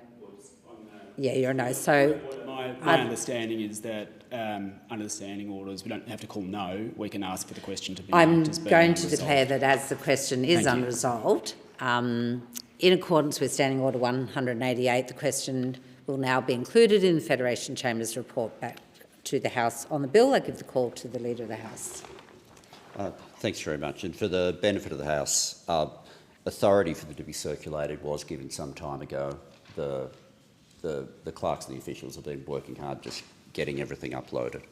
I move Amendment 1 on sheet AA101. In moving this amendment, this is the amendment. I won't delay the House. I've given the reasons for this amendment in my previous speech. Even though the amendment, that motion was withdrawn, the reasons are still on the Hansard, and I refer to them. Thank you. So the question is that the amendment, and in this case it's Amendment 1 on sheet AA101, as circulated, be agreed to. Member for Melbourne. Thank you, Deputy Speaker. I do think this is quite extraordinary. I note that according to the footer of this amendment was prepared at 11:31 this morning and involves a massive change to the Labor Party platform and to the laws of this country, because it introduces, in its own words, mandatory minimum sentences. And despite it obviously having been prepared this morning, it's being given to this chamber with a couple of minutes' notice, and we're being asked to vote on something that, as I sat here and listened to a lot of the debate during the chamber, I heard government member after government member stand up in this debate and say they opposed mandatory minimum sentencing. And anyone observing this debate could not have anticipated that an amendment like this would be lobbed on us with next to no time to consider it. And yet here we are. Yet here we are with a very significant change to the criminal laws in this country that deviates from the Labor Party platform, and we're being asked to vote on it now. That is not the way that this Parliament should operate. We have very real concerns with mandatory minimum sentencing. This is not something that was subject to the Senate inquiry. This is something that is a clear deviation from principles that this government had said it espoused. And what's more, it's utterly unnecessary. This bill could go through unamended. It strikes the right balance. I mean, the government brought this bill to this Parliament considering they got the balance right, and we agreed with them.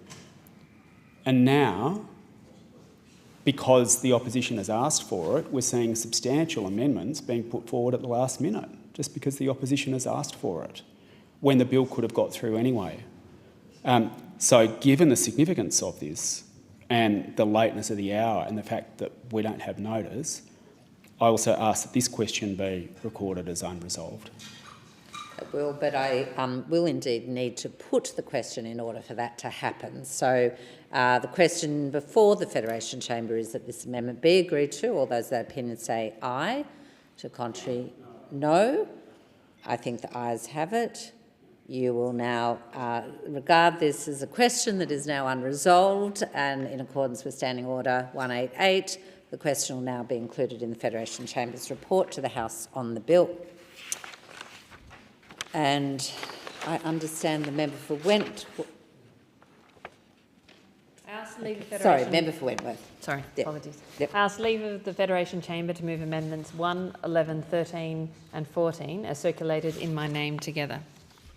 Is leave granted? Please grant. Thank you. Member for Wentworth. I move amendments 1, 11, 13 and 14 as circulated in my name. Deputy Speaker, I'm extremely proud of the diversity of my community in Wentworth. We are an electorate that values tolerance above all, acknowledging that Australia's diversity is our greatest strength. But in recent weeks and months, my community's sense of safety and security has been very, very much undermined, and this has been an absolutely terrible time for the Jewish community. And so this is why I'm standing here today in the chamber. Now, I support this bill. I've been very clear from the start that I support this bill, and frankly, I've been pushing for this bill to come before the House, last year.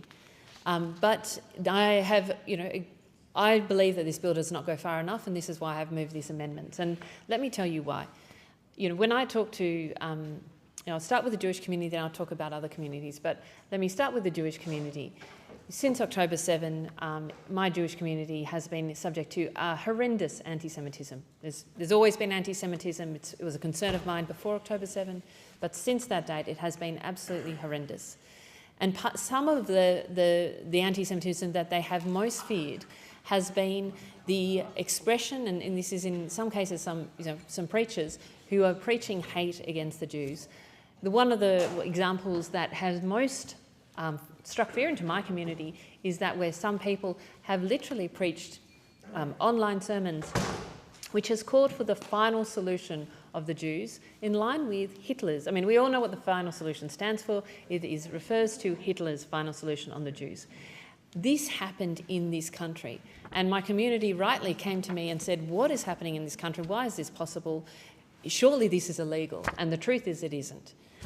We also had people who called in similar sermons, called Jews as a whole bloodthirsty, criminals, the sort of expressions that are so incendiary and so undermining of a sense of safety. And so this was at the start of since October 7. This was in the early days.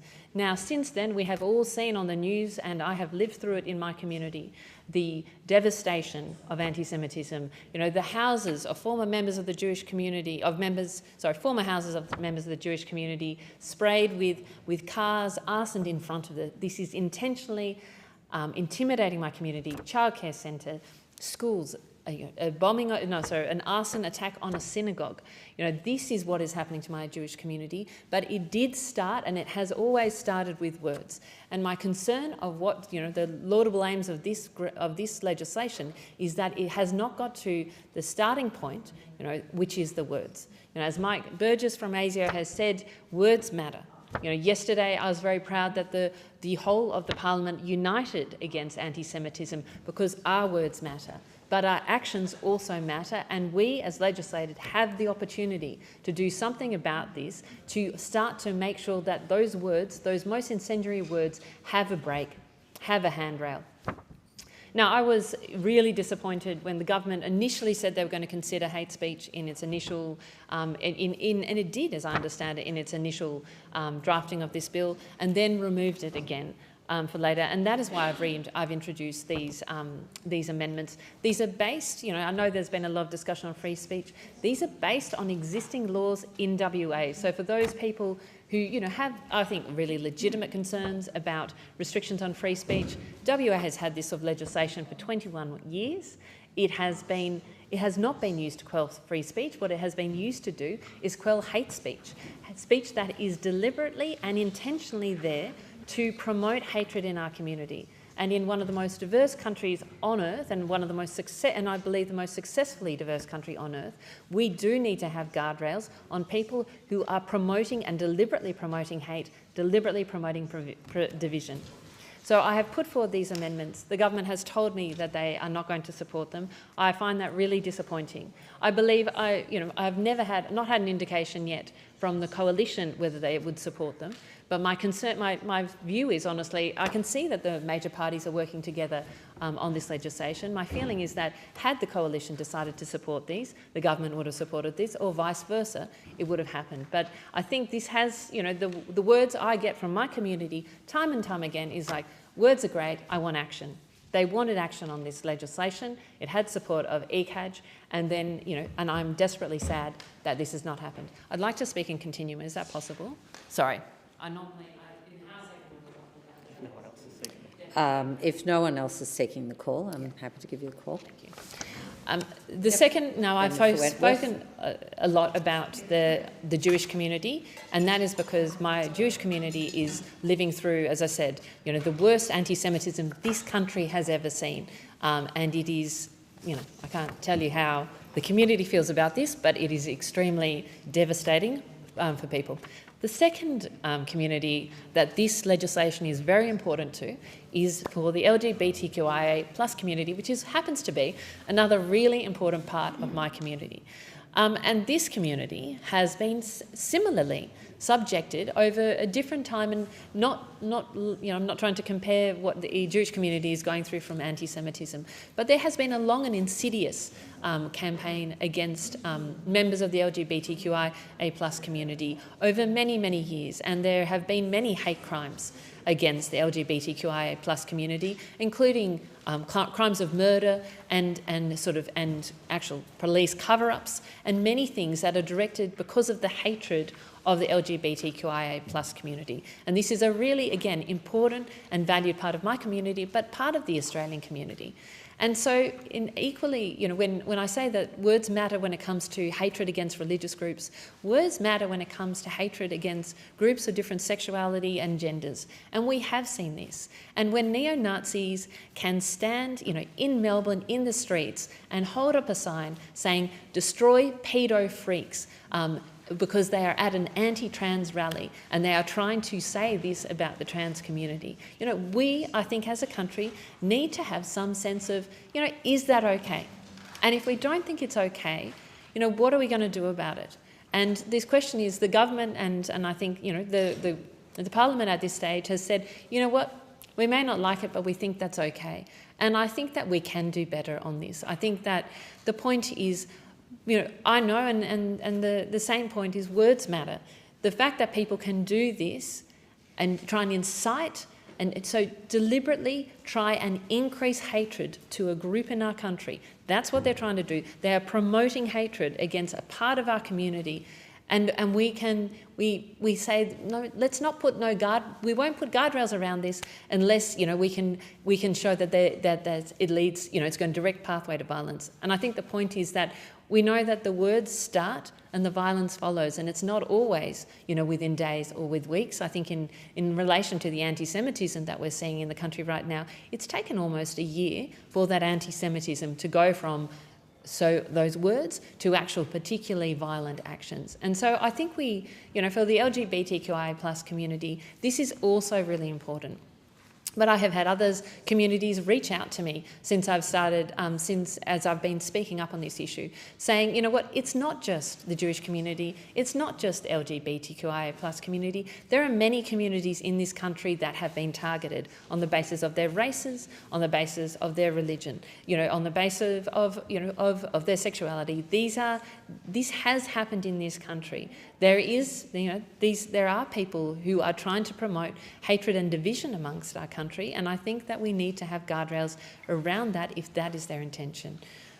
So that's really where I'm at to say, I put forward these amendments in very good faith. I appreciate the conversation that we have had around this, but I must say that I'm extremely disappointed to get the feedback on this, and I will challenge both the major parties who I think have spoken very sincerely about wanting to fight anti-Semitism. But my challenge to you is to you both, is that where is the leadership in this point to actually do something about it? We're going to see probably changes in the law in New South Wales. We're seeing changes potentially in the laws in Victoria. We already have these laws in WA, but at a national level, we could have set the direction. We could have said, this is one country. We do not want to see this hate speech across any part of our country. We can come up with the appropriate guardrails, and we have failed to do that. And I think that really is extremely disappointing, to key parts of my community. But it's disappointing to me because I believe this Parliament could do better. And so whatever happens after this is something I will continue to speak up on, because I think that we as a parliament need to speak up on this, and I think we as a parliament need to make sure that we back up this strong rhetoric which has come out of all the leaders in the parliament. We need to back up that strong rhetoric with actual action. Thank you. Thank you. So the question is, the amendments be agreed to. Leader of the House. Thanks very much, Deputy Speaker. First of all, I want to thank the member for Wentworth for bringing this forward, for the advocacy, including the public advocacy, and also for the occasion that I've met one of the examples of an anti-Semitic attack that the member referred to.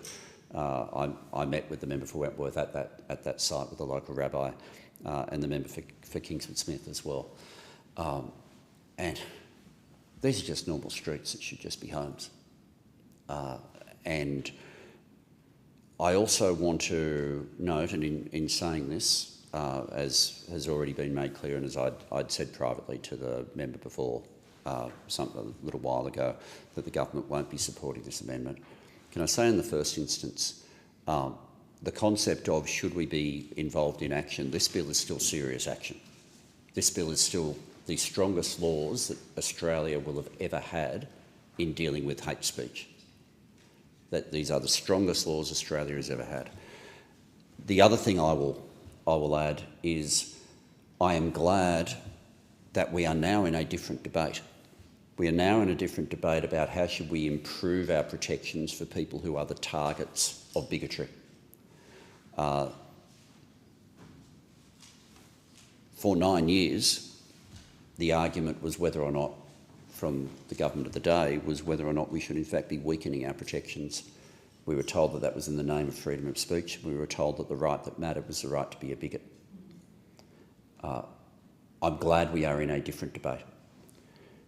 To move from a situation where hate speech is dealt with through a civil process to it being dealt with by a criminal process is a really big step. It is a really big step.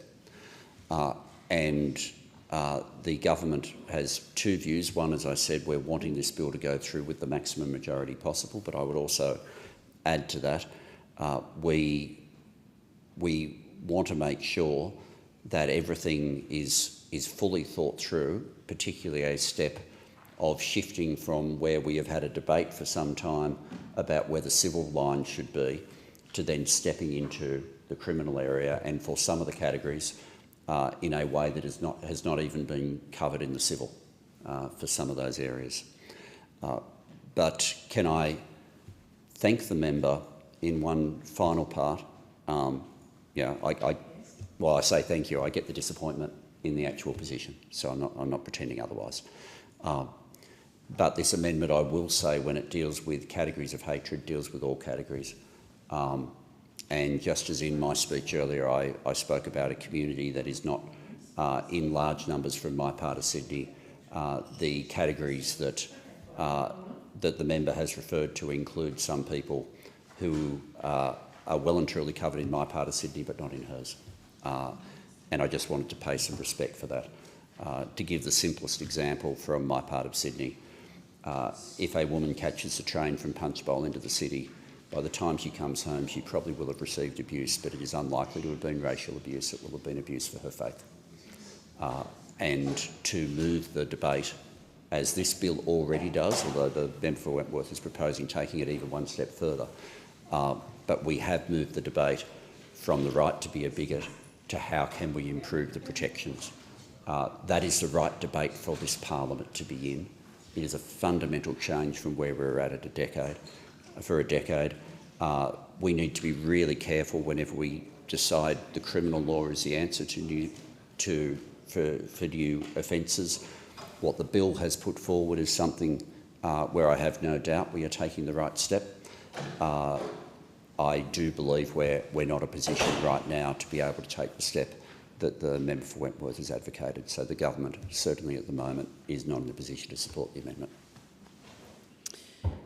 The question before the House is that the amendments be agreed to. Member for Wentworth. Thank you. I just want to make some remarks in relation to the comments from the Minister. I do want to flag, I appreciate the words and I accept and I support where this bill is going, and I think it is a significant improvement. WA does have criminal laws against hate speech. So to say that these are the strongest laws in the country is not true. There is stronger laws, for the country, sure, but not for not within the country, which is in WA, and they have been used. They have been tested in WA. They have been actually, someone was convicted by a jury for 3 years for hate speech, and for that sort of.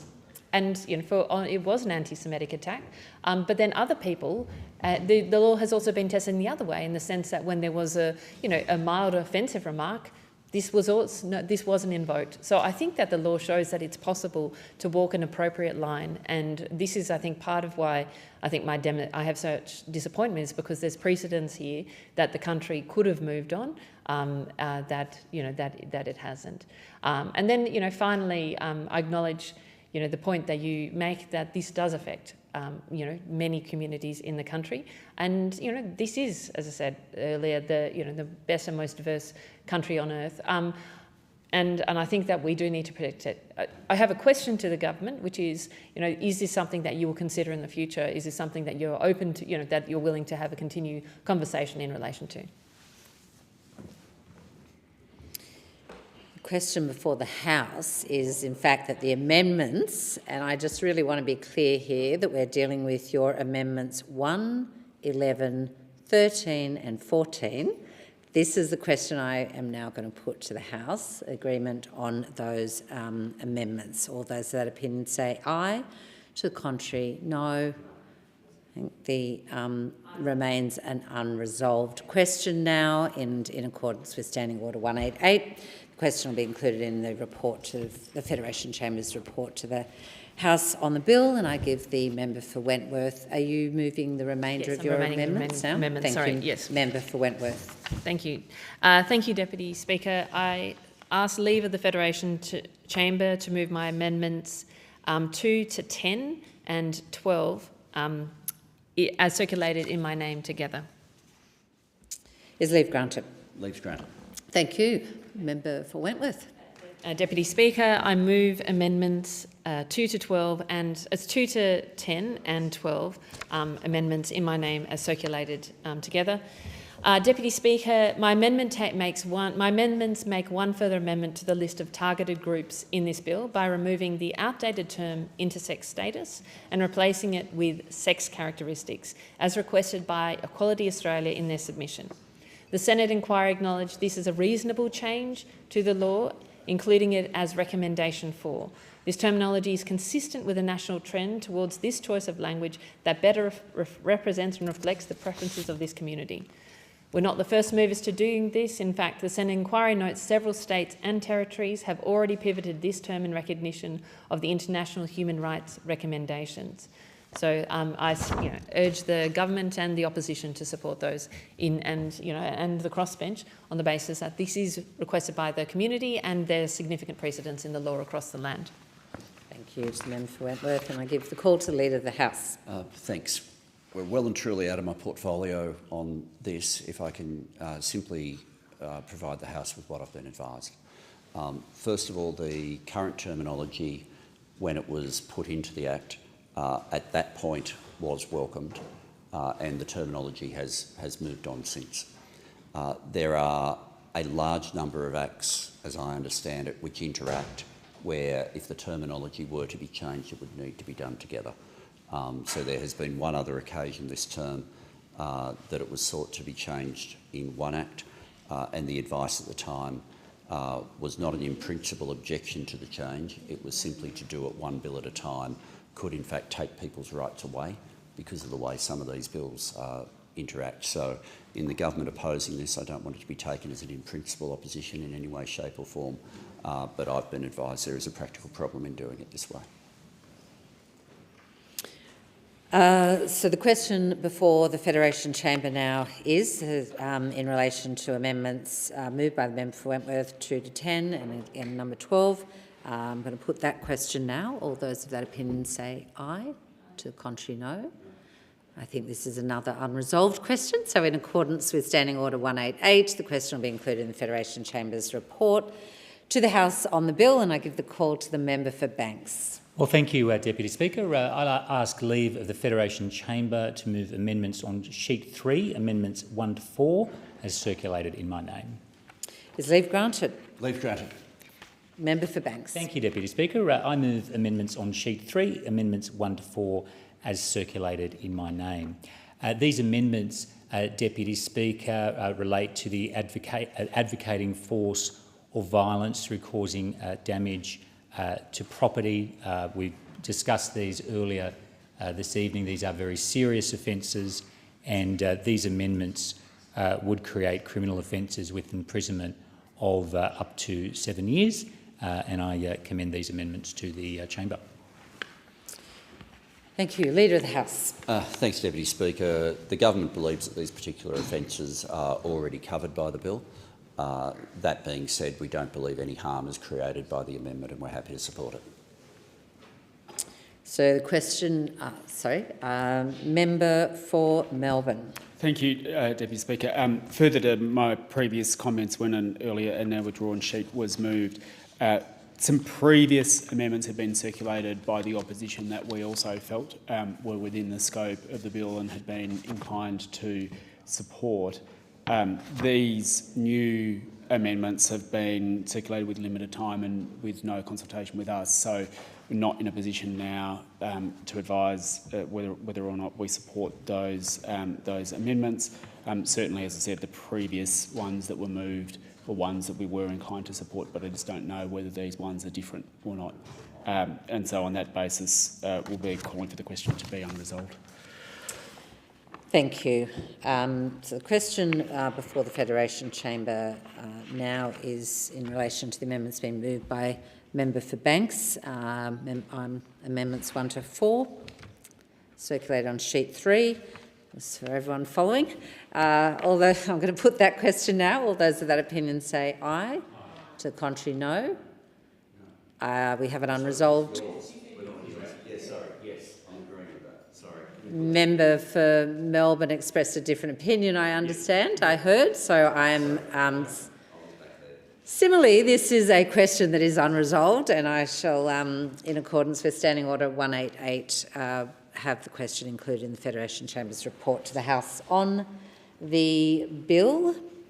And as it is necessary to resolve certain unresolved questions to enable further questions to be considered in relation to this bill, in accordance with Standing Order 195, the bill will be returned to the House for further consideration. Now, and I'm giving the call to the Leader of the House. Yeah, thanks. I reckon it might be in the interests of everybody, given that we've been keeping people back to deal with this bill, that if there's no further procedure on this bill to deal with, we have I'll give one resolution here and then I'll walk downstairs and do the other one. So the one to do here is I'll move that the Federation Chamber do now adjourn. All those of that opinion? Thank you. The House will stand adjourned until tomorrow morning at 9 a.m, I do believe. 9:30. Please don't come at 9 a.m. It'll be a 9:30 start. Thank you very much.